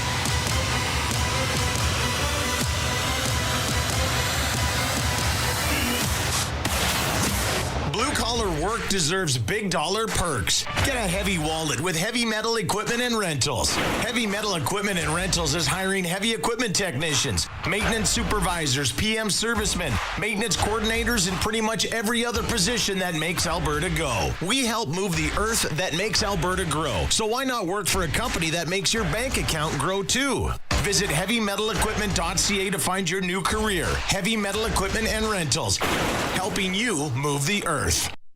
Stay connected with your community and enjoy the latest updates and exclusive access to concerts and events by becoming an 880 CHED Insider. Don't miss out on a single moment. Sign up now at 880ched.com and click on CHED Insider Newsletter to become a vital part of Edmonton's premier news and talk community. 880 CHED, Edmonton's news, today's talk, where Edmonton stays informed and entertained today and every day. At the intermission, brought to you by End of the Roll Flooring Centers. Let's get flooring. Boards fired. Here's Florent, one-timer, and Pickard, a tremendous stop where Gallagher would add his second goal in 15 seconds. Big stop by Calvin Pickard. That's our highlight zone, brought to you by Century Casinos. All in, all games, all season. Century Casinos with 3 great locations in Edmonton, in St. Albert, and right next door to the Edmonton International Airport. Welcome to the Winter Zone, and welcome to the second intermission, where the Montreal Canadiens, on a late goal by Brendan Gallagher, have a 1-0 lead on the Edmonton Oilers. Brendan Griffiths here, along with Rob. I got to tell you, Brownie, that was a tough one. That was almost a sleepwalking period, and you just knew it was going to boil down to one little break, but it was a nice deflection by Brendan Gallagher, who loves to score against his hometown. He does, and the Oilers controlled play again. I don't know what the final shots were, but the Canadiens, for a long time, were stuck on 2 shots through most of the period. But a couple big mistakes. The Oilers got a breakaway. Pickard was able to get in front of the breakaway shot and just goes wide. And then the Oilers do a bit of a crisscross in the offensive zone, and Evan Bouchard gets pickpocketed. And then all of a sudden the Montreal Canadiens get to come out, and that's when they scored. So the big mistakes that have cost the Oilers in the past, again tonight, for the most part, the Oilers have played well. Controlled plays, had shots. But the one thing the Canadiens are doing, they are giving up shots, but they're not giving up second or third opportunities. There's not a lot of, in the crease type opportunities for the Edmonton Oilers. A lot of stuff is from the outside, and the Oilers aren't getting tips. They're not getting rebounds. It's just one and done. And if against a goaltender like Montembeault that's having a good night, you certainly want to get in his face and get second or third opportunities, because the things that he has seen tonight, he's been very good at. And he's seen a lot of it, too. The Oilers, by the way, out shooting Montreal through 40, 21-13, but that's a little deceptive. The one thing is, Bob was just pointing out, the power play looks like it's, like I said, it's got no interest out there. It just, I can't even, I don't even know where to begin with that one. Do you want to dig in? Well, they're trying to create. There is movement. They've looked, Hyman's had a couple good looks. Bouchard's had a couple good looks. Nugent Hopkins ripped one off the crossbar. So they've had opportunities. The teams are pretty good at either being aggressive when they can and then coming back to the house and just putting this wall up and forcing the Oilers to shoot from the outside. They're not giving them the easy opportunities. So when you do that, you've got to get pucks on net. And I think Evan Bouchard has been set up a number two. They're making a very conscious effort to get a shot from the point, which is good, but that shot's got to get through. It's got to get on net. And I think Bouchard's had a number of shots that have hit sticks, hit pads, hit the boards, stuff like that. And when he hits the net, it creates chaos in front. When he misses the net, it allows the penalty killers an extra 4 seconds to regroup, catch their breath, and start to attack again. Ryan Nugent-Hopkins playing in game number 900 tonight, led the team with 3 shots in the first, picked up another one here in the second period, rang one off the bar, and that was early in the second period as well. Probably one of the better games I've seen Nuge play in quite some time. It's encouraging. Well, Nuge, the offense has dried up this year, but the other things that he's contributing are things that help you win hockey games: penalty killing, smart plays defensively, getting pucks out, getting pucks in. Eventually, the puck should find the back of the net for him. You saw there was a little frustration when he did hit the crossbar. He had a really good look. I think it hit the defenseman in front of him first, and then that just shot the puck up an inch or two higher and put it off the crossbar. Those were going in for him last year. So far this year, the puck luck has gone against RNH, but if the Oilers are going to win this hockey game, and they're probably going to have to do it with a goal off their first or second line. They may be out of power plays for this game. They've had their chances, so they're going to need a 5-on-5 goal and look for Nuge or Hyman or Corey Perry, somebody on the top 2 lines to find the back of the net. Zach Hyman also with 4 shots on goal so far through 2 periods as well. And Oilers on the power play 0 for 3. Okay, Brownie, thanks. We'll talk to you coming up after the game. Looking forward to it. The Montreal Canadiens leading the Oilers 1-0 after 2 periods of play. We'll come back. We'll take a look at your out-of-town scoreboard in a couple moments, but we're going to take a break. Yep. Yeah, it's going to be an interesting third period. At the Intermission is brought to you by End of the Row Flooring Centers. Let's get flooring. We're coming back with more on your Ford dealers, NHL Hockey, and the Oilers Radio Network. Weather forecast? Ugh. Savings forecast? Cha-ching. Save up to $225 on a set of 4 select tires, plus a bonus $50 off any service of $150 at Fountain Tire until December 14th. Restrictions apply. Fountain Tire. We're on this road together. Do you have tickets to an upcoming event at Rogers Place that you can't attend? Donate your tickets to the Edmonton Oilers Community Foundation Seats for Kids program, presented by Eagle Builders.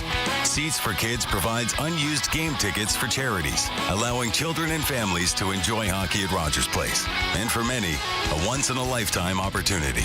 To be a part of the Seats for Kids program presented by Eagle Builders, please email edmonton@kidsupfront.com. That's edmonton@kidsupfront.com. Celebrating 70 years in the signage industry, William Huff Advertising is the most recognized name in the game.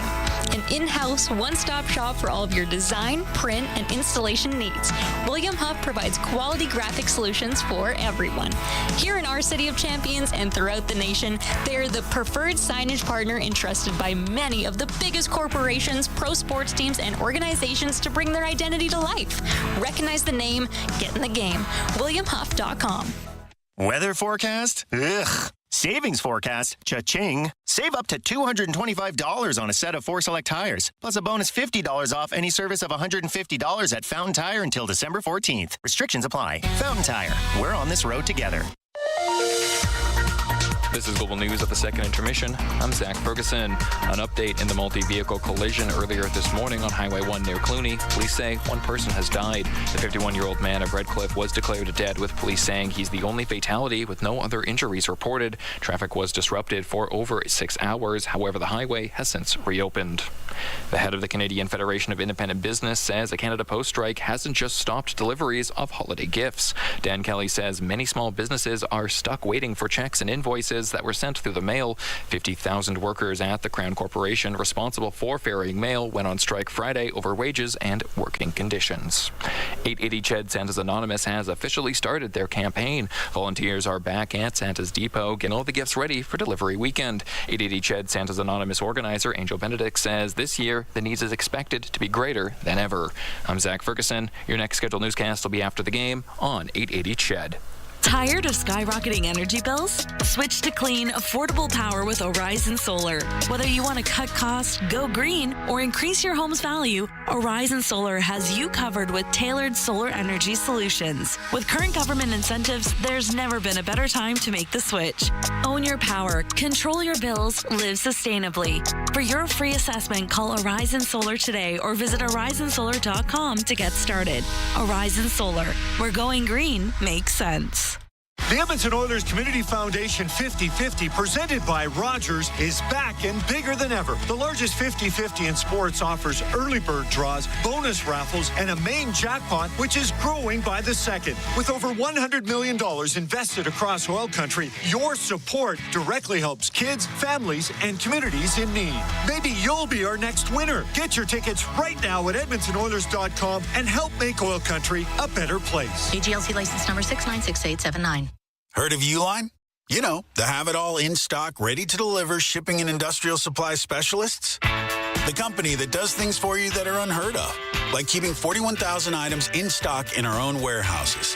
With customer service reps on the line to get you what you need, when you need it, 24/7, 365, every time. Maybe you heard it here first. Want to hear more? Visit uline.ca. ULINE, your shipping and industrial supply specialists. The intermission, brought to you by End of the Row Flooring Centers. Let's get flooring. Brent Griffiths back at Studio B in Edmonton after 2 periods of play. The Montreal Canadiens leading the Edmonton Oilers 1-0. Let's head off and take a look at what's going on around the league. Time for the out-of-town scoreboard, brought to you by Pizza 73, the official pizza of the Edmonton Oilers. They're into the third period. There's about 5 minutes to go in Boston, and it's not a good night for the Bruins on home ice. It is 3 goals in the first, 2 goals in the second, and it's 5-1 for Columbus leading the Bruins. About midway through the third period, and it's all Colorado Avalanche tonight. They scored twice in the second, once so far in the third period, and they lead the hometown Philadelphia Flyers 3-0. Other games in the second period, it is Anaheim in Dallas, and they've just scored again. So the Ducks now with a 3-0 lead with 5 minutes to go in period number 2. And in Utah, the Washington Capitals, Ovi's got another goal, by the way. It's 3-1 for the Capitals leading Utah. That one with 7 minutes to go in the first period. And coming up later, the Red Wings are going to take on the Sharks. That one is an 8:30 start Edmonton time. If you're wondering about what's going on with the Edmonton Oil Kings, they're back on home ice in the Western Hockey League tomorrow night. That's on Wednesday night, 7 o'clock start, and the Victoria Royals will be in town. And as for the Condors, they're playing tomorrow morning, 11:30. Abbotsford will be taking on the Condors. It's a special event day in Bakersfield, so that's what's going on there. And that is your out-of-town scoreboard, brought to you by Pizza 73, the official pizza of the Edmonton Oilers. Getting all set for period number 3. Players returning to the ice at the intermission is brought to you by End of the Row Flooring Centers. Let's get flooring. This is your Ford Dealers NHL Hockey on the Oilers Radio Network. Hey Edmonton, big moves need big talent, and AMJ is your go-to partner. For all local residential and commercial relocations, AMJ delivers a smooth, stress-free experience. AMJ, your team for every move. Contact your local branch today. Legacy Heating and Cooling jingle auditions, take one for Gene Principe. Are you ready, Gene? Ready? I'm not just here to make a thermal couple of bucks. I'd never just microphone it in. Take one. Call Legacy. Call Legacy. Nice. Boom! I'm a musical genius. Legacy's gonna love this for furnace season. What's not to love? With no interest and no Principe payments for 1 year. Are you always like this? Yep. Unlike a furnace, I have no filter. Legacy Heating and Cooling. Looking for top-notch dry cleaning? Riverbend Cleaners in Edmonton have been family-owned for over 40 years. They're experts in tailoring, wedding gown cleaning, and leather and suede care. From coveralls to curtains to jeans and jerseys, they do it all. Enjoy the convenience of free pickup and delivery as well as corporate discounts. Trust Riverbend Cleaners for quality service that's been a local favorite for decades. Visit them at 560 Riverbend Square or call 780-988-6685. Riverbend Cleaners, where experience meets exceptional care. Christmas is just around the corner. And you're already struggling with debt.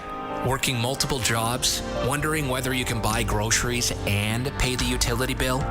Please know there is help for you and your family. If you live in Edmonton, reach out today to 880 CHED Santa's Anonymous and apply for toys for your children. Their smiles will be the best gift you receive this holiday season. Please visit santasanonymous.ca. No one deserves to be a victim of domestic abuse. We know it can be difficult to leave, and many suffer in silence. If you or someone you know are suffering, it's time to speak out now. For help, visit acws.ca or call 911. Hey Edmonton, big moves need big talent, and AMJ is your go-to partner. For all local residential and commercial relocations, AMJ delivers a smooth, stress-free experience. AMJ, your team for every move. Contact your local branch today. What a night. How many drinks do I have again? 1, 2, 4. And I'm good enough to drive. It's only a few blocks. When you drink and drive, you risk not only your life, but the lives of others. There are many different options when it comes to getting home safe. Drinking and driving is not one of them. No matter how much you think you had, don't drink and drive. Listen on air, online, and on the Radio Player Canada app. This is the Oilers Radio Network. Oilers with 20 minutes to figure it out, trailing 1-0 in Montreal despite out-shooting the Canadiens 21-14. Jack Michaels, Bob Stauffer with you. Adam Henrique out for the third period, wins the face-off from Christian Dvorak. Henrique between Janmark and Brown. And you wonder whether on a night like this, maybe it's this line that produces the stuff of victory. Stetcher bumps it up. Henrique to Brown, one-timer, and that floated high and wide from Matthias Janmark. I'm not sure that puck was set level on the Bell Center ice. And then a dart up the middle. Josh Anderson won't get around Troy Stetcher. Boy, he played that wonderfully. Didn't take a penalty, and Connor Brown the other way for the Edmonton Oilers. Stetcher with an effective check on Josh Anderson, a much bigger man, slapped in by Kulak, and that will be a reset for Caden Gooley as Draisaitl has come out with McDavid and Hyman to start this third period 5-on-5. Chris Knobloch not wasting any time. He's going to the whip here to start the third. Slavkovsky will rattle it around the boards. No one was in the vicinity, and McDavid makes a routine drop off to Hyman. He's stymied as he hit the line. He's got to come back onside. In the meantime, McDavid double teamed, and Slavkovsky comes up with a puck. Fires it rink wide for Caden Gooley, and he'll slug it in from center. Pickard to leave it for Matthias Ekholm. Right-hand side, carefully spilled in by Hyman. McDavid after the puck. Matheson ushered on, but turned over by Suzuki. Draisaitl held the zone, put it off the boards. Matheson gave it right back, then Draisaitl tried a centering pass to McDavid, and an alert play by Gooley to intercept. Slavkovsky will carry it across the line for Montreal. Button hooks, waits for help, drops it off for Alex Newhook to the net. A good read by Calvin Pickard. He poke-checked that off the stick of Suzuki. No scoring chance. Corey Perry tugs it back through the neutral zone. Oilers need 35 shots, Jack, for me to win this game. They're at 21 right now. They didn't get a lot in the final 4 minutes of the second, as you know. Jack Hyde and Newhook got it in deep. Ty Emerson, the puck carrier, works his way through the neutral zone. He'll dump it behind the Montreal defense. Struble up to Cole Caulfield. Colson a steal. And he'll maintain possession in the offensive zone for Emberson. A shot, and that went off the pads of Montembeault. I'm not sure he ever saw it. Waved at, and Caulfield will pick it up at center. But Colson able to reel him in and just bump him off the puck. He has continued to play terrific hockey, even while not scoring. A clear by Perry. Armia, end-to-end, Bob. And Caulfield is not a guy who's known for moving slowly. Sent in deep by Hudson. Back behind the net, Heineman. Around to Yoel Armia. Coming off the left half boards, a quick dish down low. Heineman, sharp angle, and that hit the side of the net. They'll look to maintain in the corner with Armia. Pulled it free, did Armia. Had a shot blocked. Dermott blocked another one. And unable to thread it through was Kandata. Josh Brown, hard up the boards, but not hard enough. Held in momentarily by Kandata before finally being cleared by Dermott. Chipped over to Heineman by Hudson. He's thrust off balance by Josh Brown. Armia comes over. A wrap-up situation on Jeff Skinner and a clear for Henrique. Brought in by Hudson. Wines, fakes the shot. Forced out wide by Dermott. And he'll try to center. Deflected away from Gallagher. A second time, nudged off the side of the net. And grabbed by Edmonton's Evan Bouchard. He'll toss it ahead for McDavid. Drops to Draisaitl. Tried to center, and that went through bodies in front. Hyman plowed into Montembeault. Crowd wanted goaltender interference. A blast by Ekholm way down because the net had been dislodged from its moorings, and that's a good call as Ekholm released the shot. Clearly the net was off. Hyman was run into from behind. There was no goaltender interference call, and now to make sure they get it right, Pierre Lambert will chat with David Brisebois. Well, face-off's coming outside the line. Hyman just couldn't stop himself. That play emblematic of the Oilers' challenges on that night. On this night, they had a 3-on-1 there, Jock. He got bumped a little bit by Hudson, but you're right. His momentum was going to carry him in regardless. That could have been goaltender interference, quite frankly. Hudson didn't get much of him there. No, he didn't. As I see it, second look at it, he got a healthy piece of Montembeault. What are you doing? By the way, we'll mention Kyle Dubas. The Four Nations Cup Jack is here, as you know, in February. Kyle Dubas, the president GM of the Pittsburgh Penguins, is here. He's part of Canada's Four Nations Cup team, and he's probably looking at Samuel Montembeault, who's played a heck of a game so far. Probably looking at Hyman and Nugent-Hopkins, too. Here's Slafkovsky up the right-hand side for Montreal. He'll send it down low. Kirby Dach run into by Evan Bouchard. Neither of whom have had the kind of start of the year they were hoping for. Here's a shot from the point by Goulia. Juicy rebound spilled, but he's able to clean up Calvin Pickard against Juraj Slafkovsky with 15:54 to go in the third. It's still 1-0 Montreal. Gallagher the only goal. Edmonton's getting outworked now, Jock. The Oilers dominated the first half of the game. They didn't score in any of their 3 power plays. By the way, you talk about how good their 5v5 play is. If you look at their scoring chances per 60 on the power play, it is way down. They're not getting pucks. They don't shoot enough. And when they do shoot, it's too deliberate. And they're getting too many blocked. Adam Henrique with 4 minutes gone by in this third period. Wins the face-off, pulling it back to Stetcher. Little give and go with Connor Brown, and it's Stetcher. Hard charging up to the red line. Brown hits the line. Drop pass, Stetcher. And it tied up. Newhook made the defensive play. Cole Caulfield brings it the other way. Newhook and Brown continue to go at one another as Caulfield throws a sharp angle chance toward Pickard. That's easily gobbled up with 4 1/2 gone by here in the third period. And the score is still 1-0 in favor of the Montreal Canadiens. Nugent-Hopkins now playing with Podkolzin and Perry, with McDavid and Draisaitl having been put together for the start of this third period by Chris Knoblauch. Looking for a little instant offense to help Edmonton over the finish line. Oilers, again, Montreal gets the puck in the zone. They put it to the net. Edmonton's sitting there trying to make 4 passes and pass it into the empty net. Pendata against Nugent-Hopkins. And we'll have to do this one again.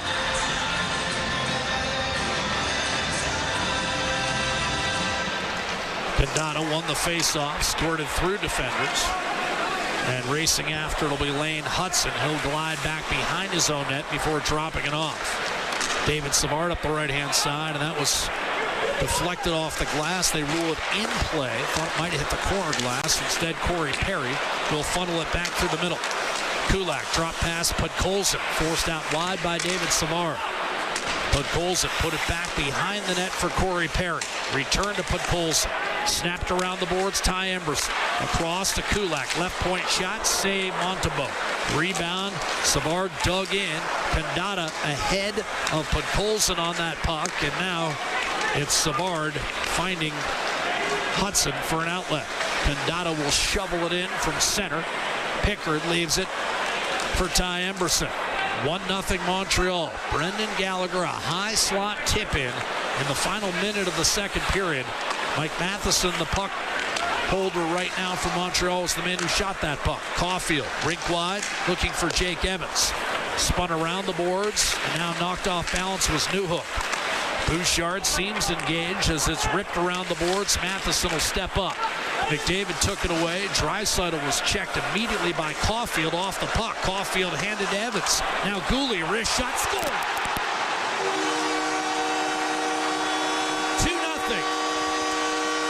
Caden Gouli's second of the year.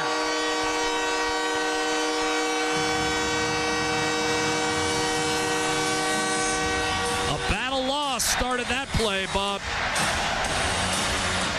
It's been a poor performance from Edmonton tonight. Gouli, of course, finished up the Edmonton Oil Kings, the WHL champions in 2022, was the best of the Oil King first rounders at the Memorial Cup. We knew he was going to play right away.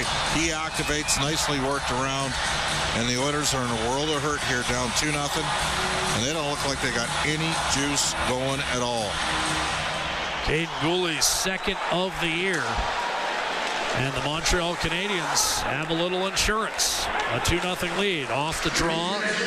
Gallagher pinballed one off the backside of Connor Brown. Josh Brown will back off. Dermott up the left-hand side. Icing will be waved off as Jacky on the puck for Montreal. Turned it over to Jeff Skinner. He cuts inside. Centering pass, Derek Ryan. Poke checked away by Sam Montembeault. And it's lofted back through the middle. Gallagher, wrist shot, muscled toward the net. Time of the goal, 5:52. Caulfield and Evans with the helpers on Gouli's second. Jeff Skinner brings it out of the zone, turned it over. Josh Anderson flips it right back in. And Edmonton's 20 minutes to live is down to 13. Josh Brown. Troy Stetcher angled one up for Corey Perry. Suzuki came over, took the puck from him. A hit on Kirby Dock, and then from behind, Suzuki belted Stetcher. Kulak with Dock pressuring. Will leave it for Podkolzin. Up the middle of the ice, Kulak. Podkolzin down the seam, gives it up. Perry, snapshot blocked. And the rebound cleared outside the zone. Back to collect. A little handoff to Kulak from Troy Stetcher. Rink wide to Corey Perry. He'll bump it off the boards, right side, looking for Nugent Hopkins, and Podkolzin down low. Podkolzin coming off the left corner boards, trying to feed the point, but that had been vacated by Kulak, and off the miscommunication, the puck travels the length of the ice. Stetcher a full 200 feet away as Edmonton completes a line change. McDavid, Draisaitl, and Hyman over the boards. 12 minutes, 10 seconds to play. Montreal 2, Edmonton 0. Bouchard to Draisaitl, taken off his feet as he hit the Canadiens line. Clean play, and here comes Montreal. Mike Matheson over the line. Snapshot steered to the corner by Calvin Pickard. The Canadiens did not keep the puck in, and it's Draisaitl looking for Hyman. Poke checked away and curled back to Caulfield. One-on-one with Bouchard back defensively. Caulfield spins, tried to center, and that was broken up by McDavid. And that might put Montreal in a bit of trouble, but Draisaitl put it right off a body. Caulfield's able to recover and fling it back in. And that's the story of the night. Whenever Montreal does make a mistake, Edmonton can't find open ice. Here's McDavid to Draisaitl on his backhand. Button hooks and feeds the point. Drive by Bouchard, well high, up on the glass, and the Canadiens are able to flick it back through center. Yoel Armia finding Kandata, reeled in from behind by Matthias Janmark. He'll get it in deep, and then got hammered by Ekholm. Bodies strewn all over the ice. Finally coming free with it is Armia. Looks at the point, and then eventually turns and fires. That was deflected and sitting at the side of the net. Heineman had his stick lifted by Bouchard, or it may have been 3-0. Stepping up, Arbor Jacky. He'll put it down low. Heineman let it go through for Jaden Struble. He'll shovel it down low. Backhanded around the boards. Yanmark belted hard by Heineman. Jacka.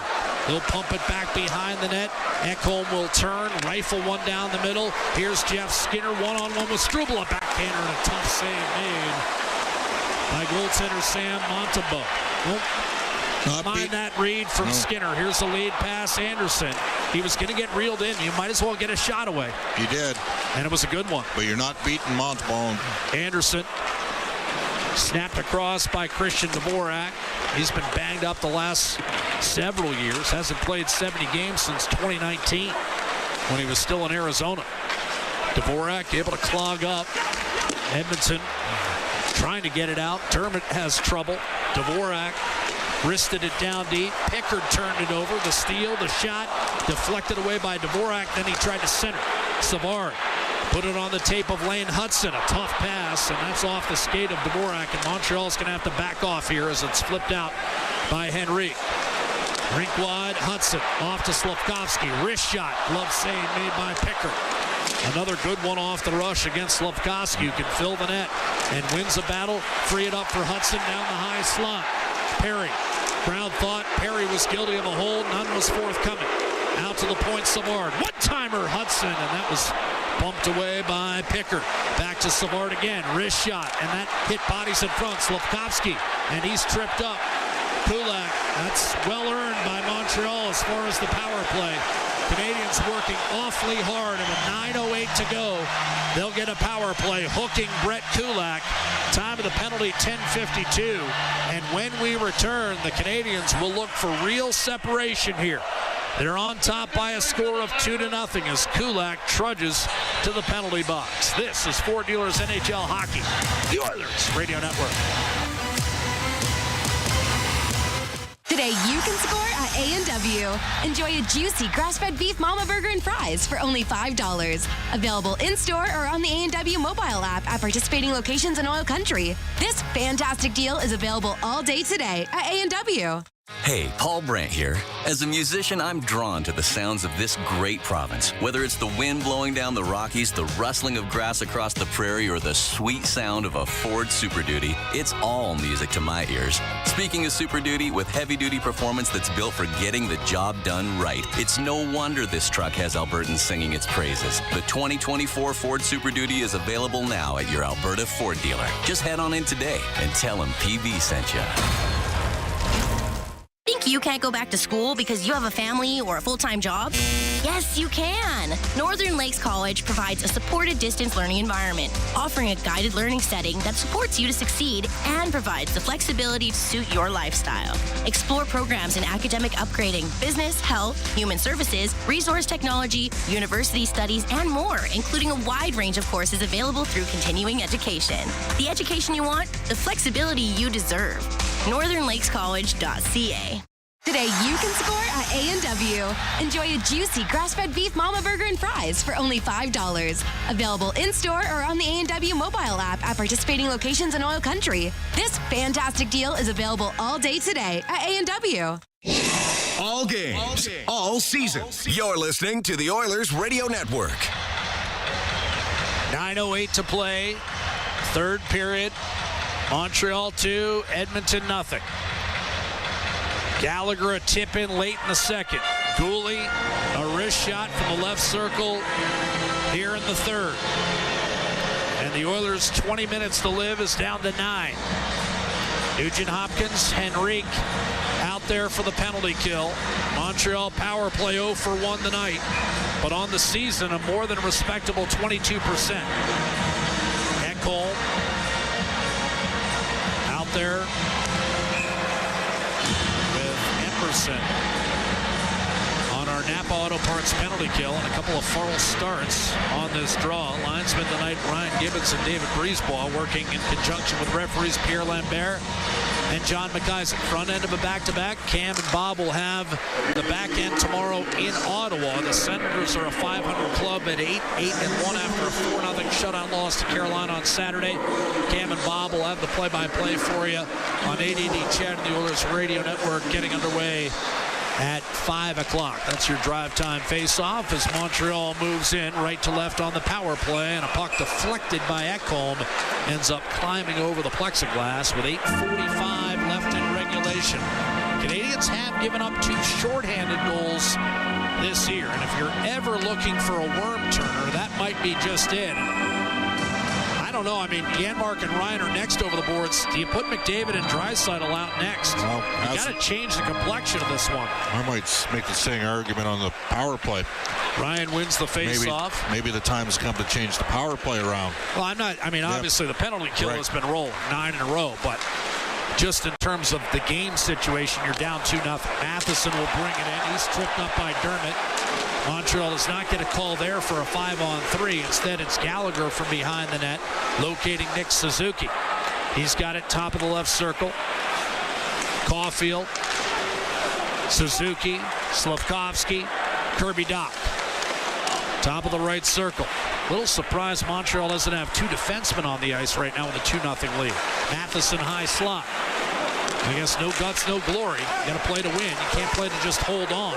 Suzuki to Dach, and now Lane Hudson has come on. Edmonton wanted too many men there. Suzuki, snapshot, save Pickard, and he held long enough to get the whistle as that appeared to be ready to squirt loose. 7:51 to play in the third period. I think if your penalty kills struggle the way Edmonton's has, maybe you think to yourself, let's just keep going with who's got us on a 9-9 run here. Well, the other thing is you do keep McDavid and Draisaitl fresh for the last 7 minutes, where presumably they're going to play 4.5 of those 7 minutes at a bare minimum. Face-off win for Henrique. He and Nugent-Hopkins to finish up on this PK alongside Ekholm and Emberson, who clears length of the ice. Montreal time for one last rush on the power play. 7.5 to go in the hockey game. The Canadians lead by a score of 2-0. Edmonton shut out a couple of weeks ago by the New Jersey Devils. Montembeault again shut out the Maple Leafs 1-0 on opening night. He was brilliant at 40-plus saves. He hasn't had to be as brilliant tonight. No. Gallagher, Heineman, Newhook, Armia. Played back behind for Gallagher. Power play about to expire here. Snapped out. Hudson waits. Dishes off. Armia looking for a lane. Pulls the trigger left circle, and a save made by Calvin Pickard. Edmonton's back to full strength. Make it 10 in a row for the Napa Auto Parts penalty kill. Newhook tries to borrow inside of Ekholm. Nugent-Hopkins slashes it free. This may be icing here. No, they'll wave it off. Canadians none too happy with that. Leisurely back to pick it up, Matheson, and now Montreal looking to kill some time here, Bob. They're in no hurry, especially with Draisaitl, McDavid, and Hyman on the ice. Shoveled in by the Canadians. Reaching the puck first is Christian Dvorak. Around to Jake Evans. Evans centers, and Dvorak just missed getting a tip there. Draisaitl getting worked over by Josh Anderson. Of course, the best medicine if you're Montreal is to force McDavid and Draisaitl to defend. A puck cleared down the middle. Again, no icing as Goulet trying to shield Hyman from that puck. He did so successfully, and Anderson was able to tuck it past Troy Stetcher. They'll wave off icing coming this way now as Edmonton back together. Since the 1-0 goal for Montreal, it's all Canadians. The Oilers have been second best on pucks. Here's Corey Perry. Battle won by Jack Guy. That'll be spun toward the goal line. Just enough draw on it to lie dead near the goal line, and we're down to 5:40 to play. And the Canadians' lead is still 2 goals. Stetcher up the middle. Bump free. Trying to get there was Dach. Against Corey Perry, he did. Jack Guy got himself in trouble on his backhand. He had the whole room on the other side, and now Ekholm takes a shot set up by Perry. That was blocked. Rebound rattled around.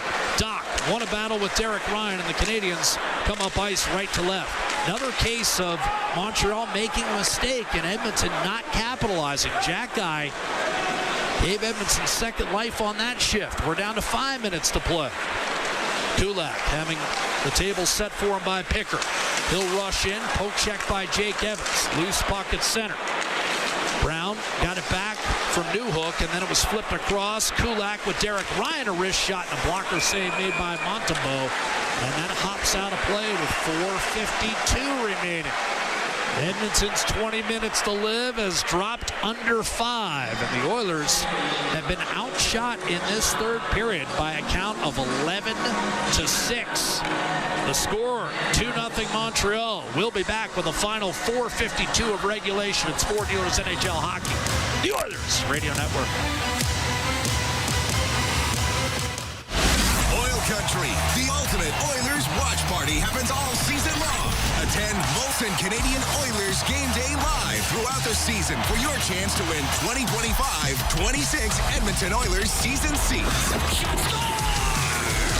Be there for the next Game Day live flight night for your chance to win a trip for 2 to watch the Oilers play in Chicago. Join them November 19th at Sherlock Holmes Pub North. For the full event schedule and to RSVP to the ultimate Oilers watch party, visit OilersGameDayLive.com. When the Oilers are on the ice, the big hits are a part of the game. But they shouldn't be a part of your drive. If you've been injured in a car collision, let James H. Brown & Associates and their over 200 years of combined injury law experience help you. Locally owned and proud Edmonton Oiler fans, James H. Brown & Associates is ready to support you with their unrivaled experience, unrivaled results, and unrivaled commitment. When accidents happen, head to jameshbrown.com. It's game on at City Ford. With an all-star lineup of 2024 Ford favorites, save up to $5,000 on Escapes, Up to $8,000 on Bronco Sports. and up to $16,000 on F-150s. Plus, find 0% financing options available on all 3 vehicles. Score an all-star deal today and spin and win an iPad, Oilers merch, Costco card, even a trip to Vegas. Visit City Ford on the St. Albert Trail. Listen on air, online, and on the Radio Player Canada app. This is the Oilers Radio Network. Face off right side of Sam Montembeault. And the net is empty. Chris Knobloch is going 6-on-5 here with 4:52 remaining. Draisaitl with McDavid and Hyman in the low slot. Bouchard up top. Ekholm at the left point. Nugent Hopkins on the left half boards. Try not to get waved out of the circle here, fellas. 2. Draisaitl taking the draw against Jake Evans to the right of Montembeault. Oilers down 2 with less than 5 to go. Off the faceoff again, it went off a skate. Draisaitl actually won the draw. It's wristed down the middle and missed. As Mike Matheson was trying to really put the dagger in, and you go for that. Probably, yeah. Well, I get it. You're up 2, but I'm not sure I go for it with 5 minutes to go. I think you go for it if you're up 2 with 2 minutes to go. I'm not sure you go for it there. How about try winning a puck battle in the O-zone when you get a face-off win? Start there. The Oilers haven't won a puck battle last 15 minutes of this game. That's killing them. Face-off won by Jake Evans. Hard rim by Matheson. Suzuki did not get it out of the zone, and Hyman will direct back behind the net. Chance to move it. Gooley up the right-hand side. He hesitated, and it cost him. Draisaitl and McDavid able to gain control. Hyman behind the net for Ryan Nugent-Hopkins. Return to the point for Evan Bouchard. 6-on-5. The net empty. Oilers trail 2-0. Almost 4 minutes remaining. Here's McDavid. A shot. That was blocked by Gooley, who already blocked one off his hand early. Now it's Ekholm. He'll walk the line, high slot, move it to Bouchard. Montreal will allow this all day. Here's Bouchard. Down low, finally, right corner for Leon Draisaitl. Surveys, shoots, and that went off the skate of Matheson, who bumped it loose. He turned, didn't move the puck. Then it's chipped off the board, safely out by Nick Suzuki. Ekholm to Bouchard. He'll hit center, and now the Montreal line. He parts the seas, dropped it off, got it back from Hyman and over to Leon Draisaitl. Now Ekholm high slot. He shoots, and that was deflected over Montembeault. Gooley looks to clear, can't do it. Not enough on that. Draisaitl able to pick it off in the right corner of the offensive zone for Edmonton. Out to Ekholm. He walks the line. McDavid heads for the net. Draisaitl turns, shoots, and a save made by Montembeault. Good reactionary stop as Draisaitl tried to fool him. Here's Ryan Nugent-Hopkins, left circle. Down low to McDavid, behind the net. McDavid gliding in front, tipped and cleared by Montreal. Lofted, dead center, empty netter. The Canadiens extend to a 3-0 lead with 3:08 to go. Just trying to get it out. Jake Evans put enough loft on that for a the back of the net for his fourth of the year, and more importantly, likely the decisive strike in this one. 3-0 Montreal. Well, again, Edmonton had chances with the net empty. Never got the puck to the net because they're not desperate. Sitting there on the perimeter, don't put anything on goal. Evans picked up his 100th NHL point on Saturday in the win over Columbus, and he likely seals this one with an empty netter. You don't put any chaos on the opposition, put them under any duress whatsoever. David Savard, a blast, and that's a save for Calvin Pickard. Rebound over Jacka. Put behind the net for Brendan Gallagher. Loose in the corner. Anderson reaching. Finding off a Jackie's skate. Here's Corey Perry up the left-hand side for Podkolzin. Hard net drive. Podkolzin taken down. No penalty was called. Left behind the net, Corey Perry. There's still traffic in the crease of Montembeault. Podkolzin isn't out of there yet. The Canadians come up with a loose puck, and it's Christian Dvorak who will skate it up to the red line.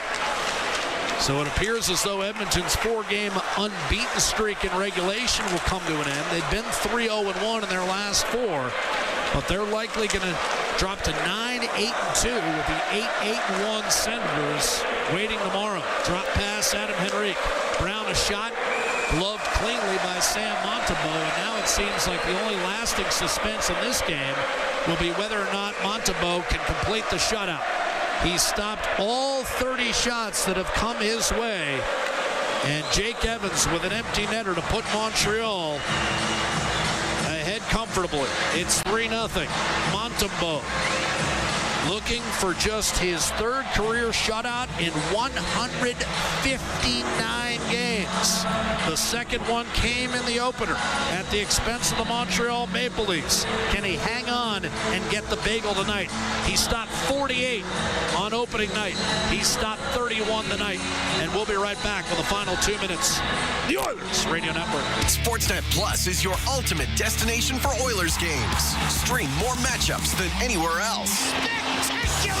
Catch Oilers action all season. Plans starting at $19.99 a month. Subscribe now at sportsnetplus.ca. Experience a game day meal that's second to none. Fanfare with Skip is your all-star lineup of local restaurants this hockey season. Watch Jack Michaels give you the play-by-play on each restaurant's connection to the community and our team. Visit EdmontonOilers.com/skip to watch this month's episode with PM Lounge. Then open your Skip app and tap it in order with exclusive fan access to a deal each game day during the month. It's somebody's day. Skip. Proud partner of the Edmonton Oilers. Help turn off hesitation, turn off doubt, turn off fears. The YMCA is a charity that helps people turn off whatever's holding them back so they can let their potential shine. With your support, you can help us turn on confidence, connections, and possibilities. Whether it's supporting families, building life skills, or fostering well-being, the YMCA offers a wide range of programs that empower people to shine their brightest. Visit our website to see how you can help today. Sportsnet Plus is your ultimate destination for Oilers games. Stream more matchups than anywhere else. Spectacular! Catch Oilers action all season. Plans starting at $19.99 a month. Subscribe now at sportsnetplus.ca. We're back for the final 2 minutes at Montreal's Bell Center. The score 3-0 Montreal. Evans from Suzuki with the empty netter moments ago to give Edmonton what seemingly looks like an insurmountable 3-0 lead. And there's no McDavid and Draisaitl on the ice. Henrique, they're not going to be Brown on the ice. And Skinner. I don't expect them either. Flicked up the left-hand side. Heineman will leave it for Joel Armia. Wrist shot off the rush. A save made by Calvin Pickard. Pickard could be a loser for the second straight game in which the Oilers don't get a goal. Oilers shut out 2 weeks ago at home by New Jersey. 3-0. Now that was on the second of a back-to-back. This is the front end of a back-to-back. Ottawa again tomorrow as the Canadians dump it back into the Oilers zone. Well, they play like this tomorrow in Ottawa, they're going to get their butts kicked. Way worse than 3-0. Here's Ty Emberson in from the right-hand side. Josh Norris off to a good start, coming off an injury. Stützle's been good. Kachuk, the usual suspects for Ottawa. But again, another team that's had a tough start, and that's been their problem the last 5 years, Bob. The Senators have gotten off to some miserable starts. And like Montreal, they had a little more expectations coming into this season. A steal by Armia and a flip back through the middle of the ice, as the Oilers never really threatened Montembeault.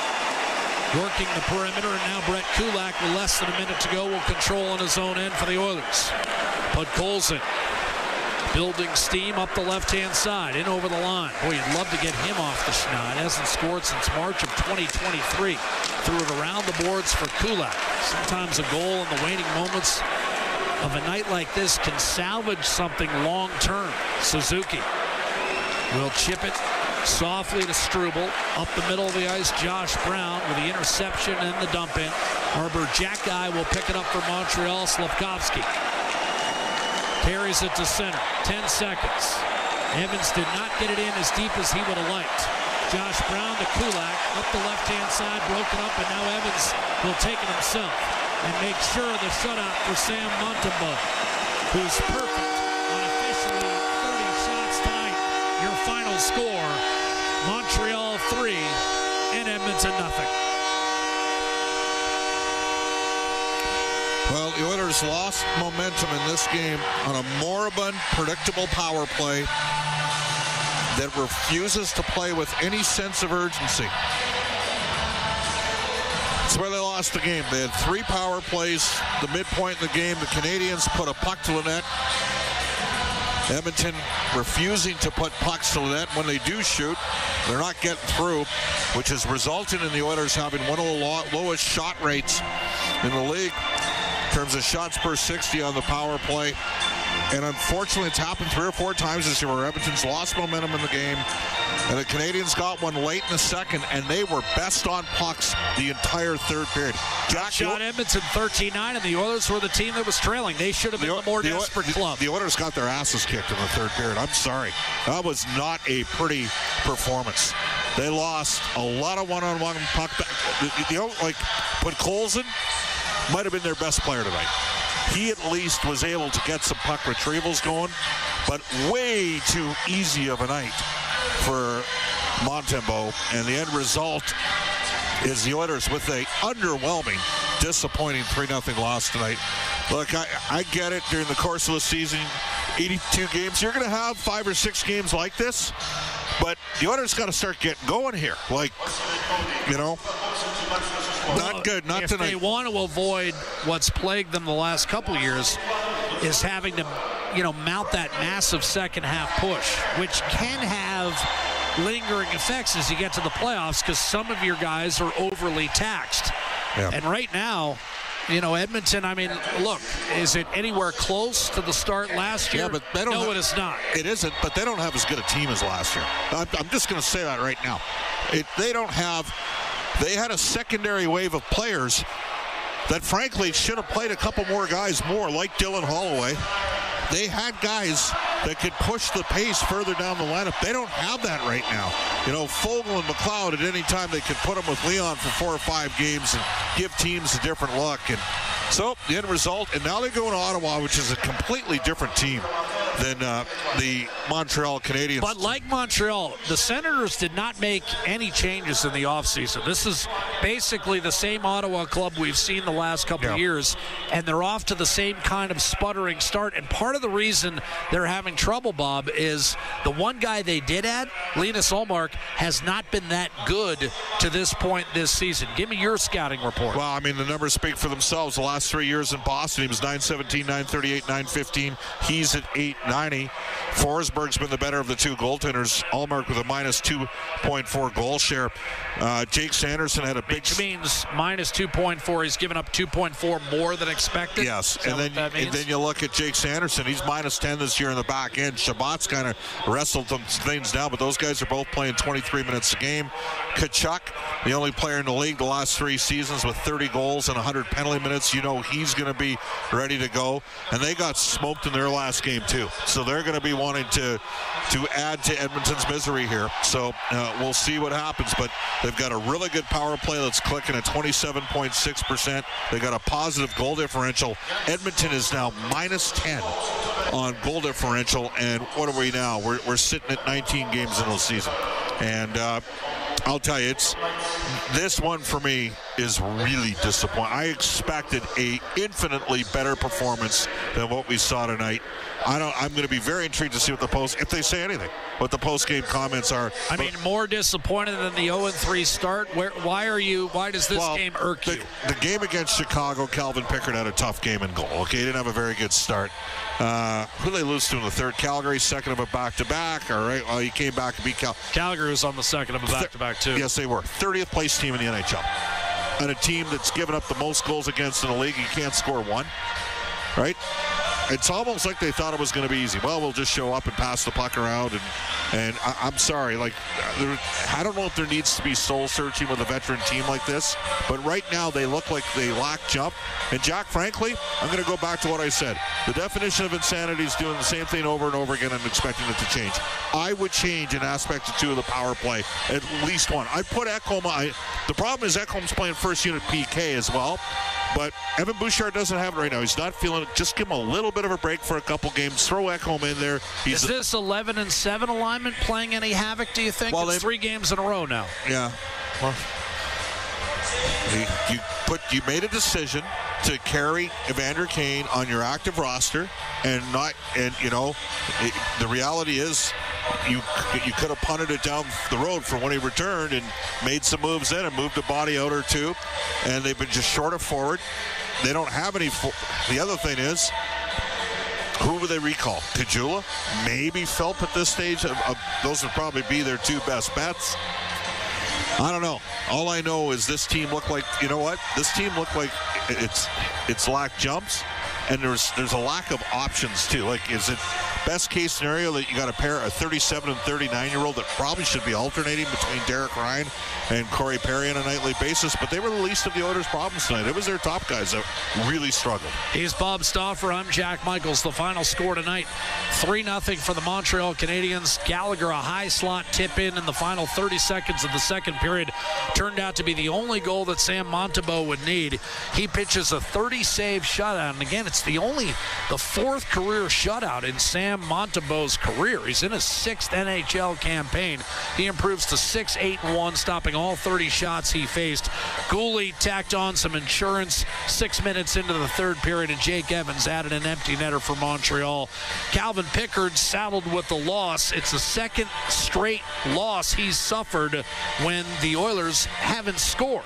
In between, of course, he got a win over the Nashville Predators, but he also saw his team shut out 3-0 2 weeks ago on home ice by New Jersey. His record falls to 4-3. He stopped 24 of 26 shots tonight. Stuart Skinner will get the call. 7 p.m. Philadelphia Flyers take on the Colorado Avalanche. Flyers on Sirius 209, XM220, and Internet 940. Avalanche on Internet 926.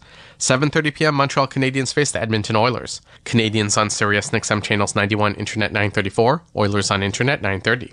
8 p.m. Dallas Stars face the Anaheim Ducks. Stars on Sirius 210, XM221, and Internet 928. Ducks on Internet 920. 9 p.m. Utah Hockey Club faces the Washington Capitals. Utah on Sirius 211, XM222, and Internet 947. Capitals on Internet 950. Follow every second of the action on NHL Network Radio. From behind the bench to every play on the ice. If it's hockey, it's on SiriusXM NHL Network Radio. SiriusXM 91. Former NHL head coach Iron Mike Keenan came on the morning skate with Scott Laughlin and Gord Stellick for SiriusXM NHL Network Radio, and he was asked about the long Alexei Kovalev shift during his time in New York, and he shared his side of the story about the skilled offensive talent that was Kovalev.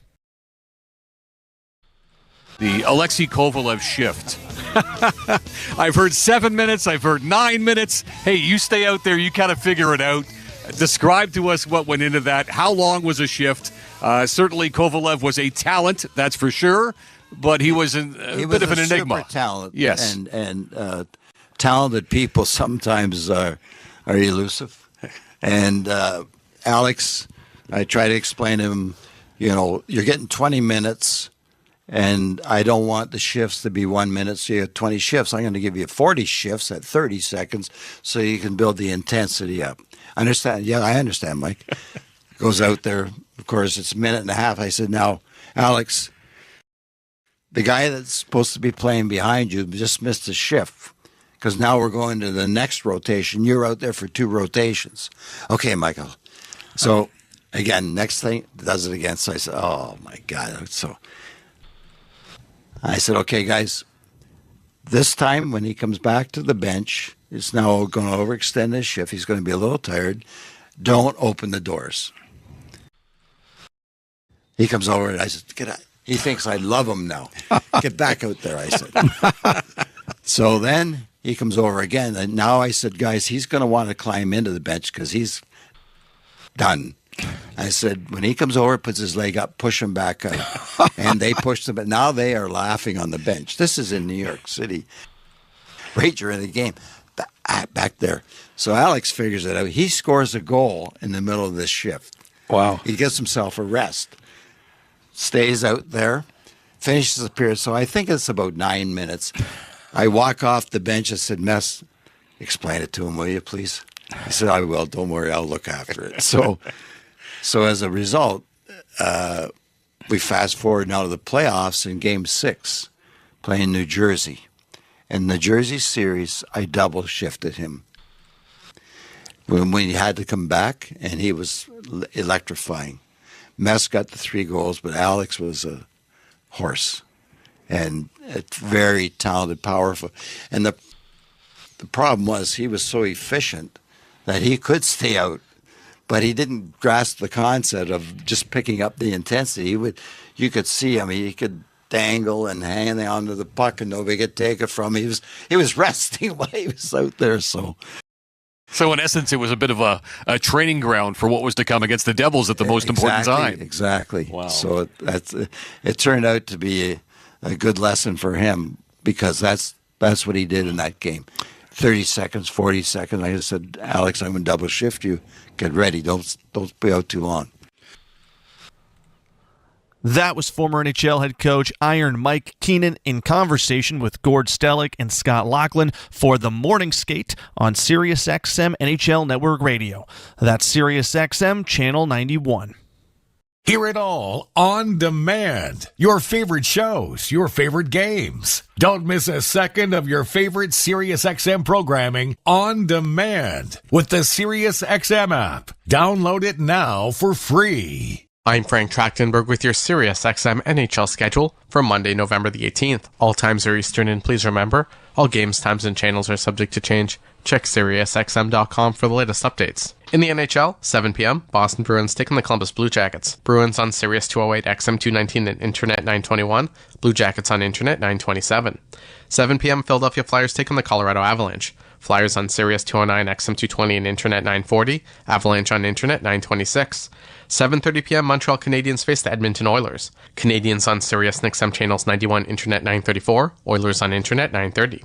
8 p.m., Dallas Stars face the Anaheim Ducks. Stars on Sirius 210, XM 221, and Internet 928. Ducks on Internet 920. 9 p.m., Utah Hockey Club faces the Washington Capitals. Utah on Sirius 211, XM 222, and Internet 947. Capitals on Internet 950. 10:30 p.m., San Jose Sharks take on the Detroit Red Wings. Sharks on Sirius and XM channels 91, Internet 942. Red Wings on Internet 929.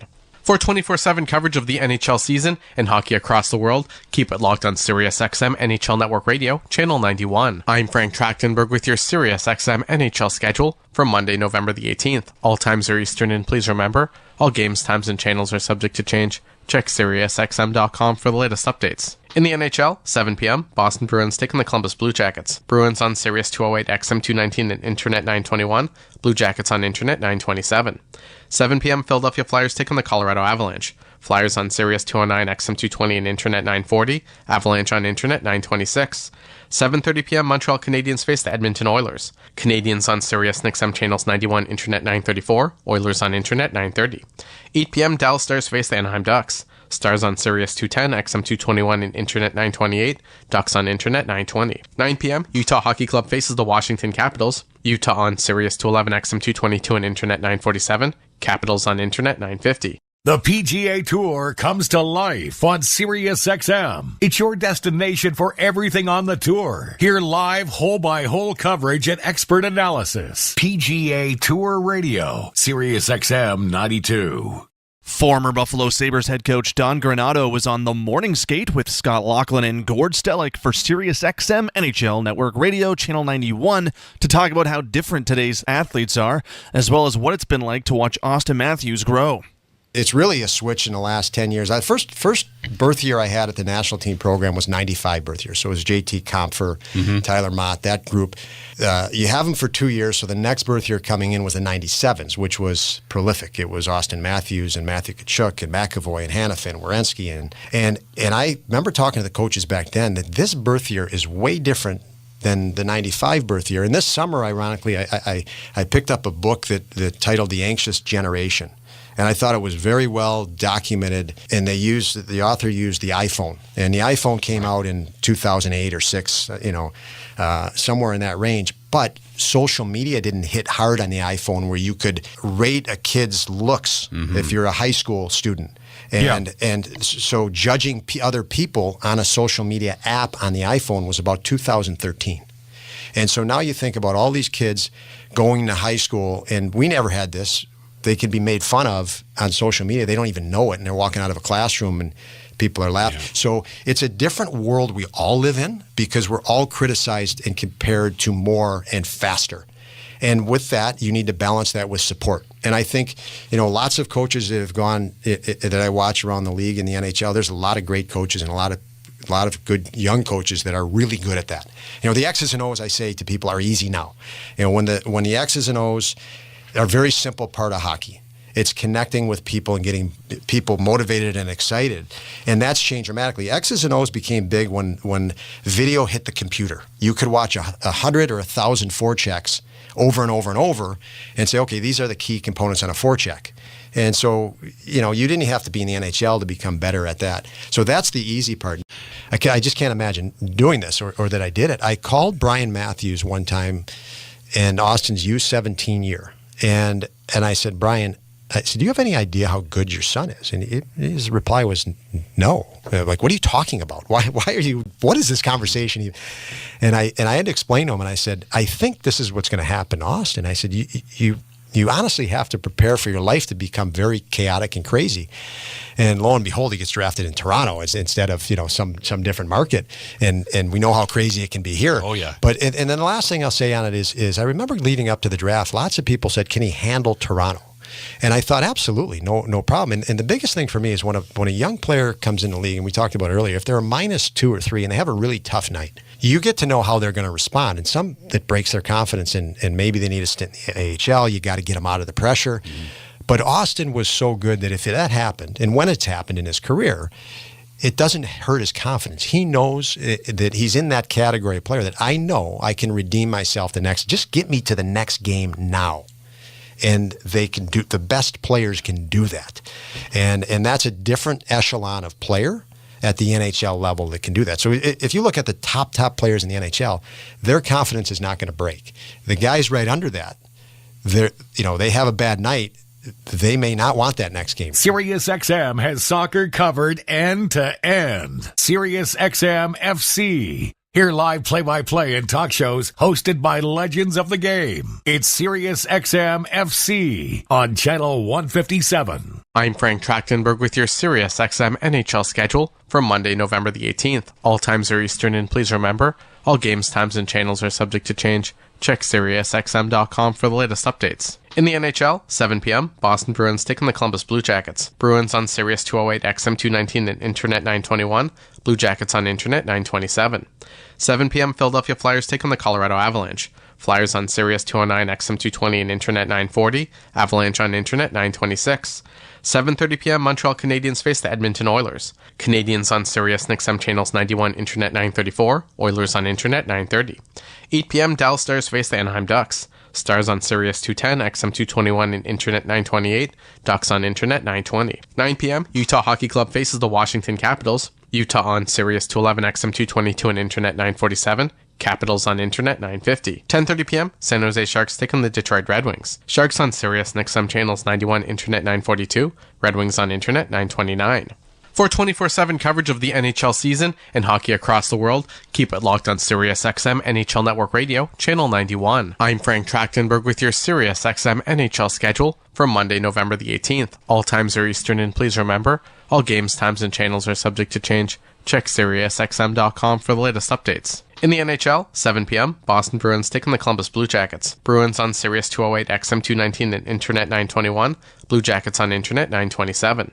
7 p.m., Philadelphia Flyers take on the Colorado Avalanche. Flyers on Sirius 209, XM 220, and Internet 940. Avalanche on Internet 926. 7:30 p.m., Montreal Canadiens face the Edmonton Oilers. Canadiens on Sirius and XM channels 91, Internet 934. Oilers on Internet 930. 8 p.m., Dallas Stars face the Anaheim Ducks. Stars on Sirius 210, XM 221, and Internet 928. Ducks on Internet 920. 9 p.m., Utah Hockey Club faces the Washington Capitals. Utah on Sirius 211, XM 222, and Internet 947. Capitals on Internet 950. Follow every second of the action on NHL Network Radio. From behind the bench to every play on the ice. If it's hockey, it's on SiriusXM NHL Network Radio. SiriusXM 91. New York Rangers legend and Hockey Hall of Famer Mark Messier joined Scott Laughlin on SiriusXM NHL Network Radio, Channel 91, to share what it was like to play in the 1994 finals with the New York Rangers, as well as ending the 54-year drought for the franchise and how that team represented what a hockey team is all about. Well, look, I'd be remiss if I didn't ask you about 1994 as well. You mentioned Mike Keenan. We spoke with him in studio a couple of weeks ago. He still speaks so highly of you and of that run. So take us back to ending the 54-year drought. In Game 7, you get a power play goal. You shovel a puck underneath of Kirk McLean. Stands up as the game winner, as it turns out. So take us back to that hot, steamy night. What was it, June 14th of 1994 at the Garden of New York? Just, I guess just starting, going to the rink, trying to keep your same routine. Brian Leach and I would always drive together down through Times Square, down Broadway 7th Avenue to take a right-hand turn on 33rd Street. And you could feel things were different, even from the Upper West Side. Just the vibe and the energy of the whole city was just electrified. Getting down towards Madison Square Garden, seeing the crowd already starting to build, the police officers surrounding the Garden. It was a carnival-like atmosphere. Obviously, we knew we were something on the cusp of doing something that hadn't been done in 54 years. The magnitude of it was palpable. I mean, the energy, just everything just seemed to be so electrified. You try to keep yourself in the moment. You try to stay with your routine. Obviously, there's a much more at stake. And then, we found ourselves, much like we did in 87, up 3-1 in the series, losing to the 5th game, where it was pretty much a foregone conclusion that New York Rangers were finally going to win a Stanley Cup after 54 years. Only to find ourselves, the party atmosphere got a little bit delayed and then had to go back to Vancouver, which again, we got trounced in Vancouver, just like we did in 87. And now we're coming home for Game 7. And the same thing happened. It just, we felt good about our chances. We felt we were a better team than Vancouver. We felt that we should have wrapped up the series earlier against Vancouver, but that's the greatest thing about sports. You can think all you want, but the reality is they got a heartbeat over there too. They got pride over there too. They're there for a reason because they're a great team. And here we are in Game 7 and happen to go out and execute a great game plan to beat a very hungry, very young, very physical, hard team to play against in Vancouver. And luckily for us, we had a lot of experience. We had a dynamic, incredible amount of talent with Brian Leach and Sergei Zubov, Alex Kovalev, Adam Graves and Mike Richter and net, and then sprinkled in with some veterans, some hardened veterans with McTavish and Tikkanen and Steve Larmer and Noonan and Mateau and Jeff Bukaboom and Jay Wells and all the amazing players that banded together that year to create maybe not the most skilled team that's ever won a Stanley Cup, but if you look up the word team, They could put the 1994 Ranger team right there, and that year, that team epitomizes what a team is all about. SiriusXM Fantasy Sports Radio is the place for expert advice, strategy, and information for the best fantasy sports analysis to win your league. Plus, hear pick-by-pick coverage of live drafts and interviews with top players, coaches, and team executives on SiriusXM 87. I'm Frank Trachtenberg with your SiriusXM NHL schedule for Monday, November the 18th. All times are Eastern, and please remember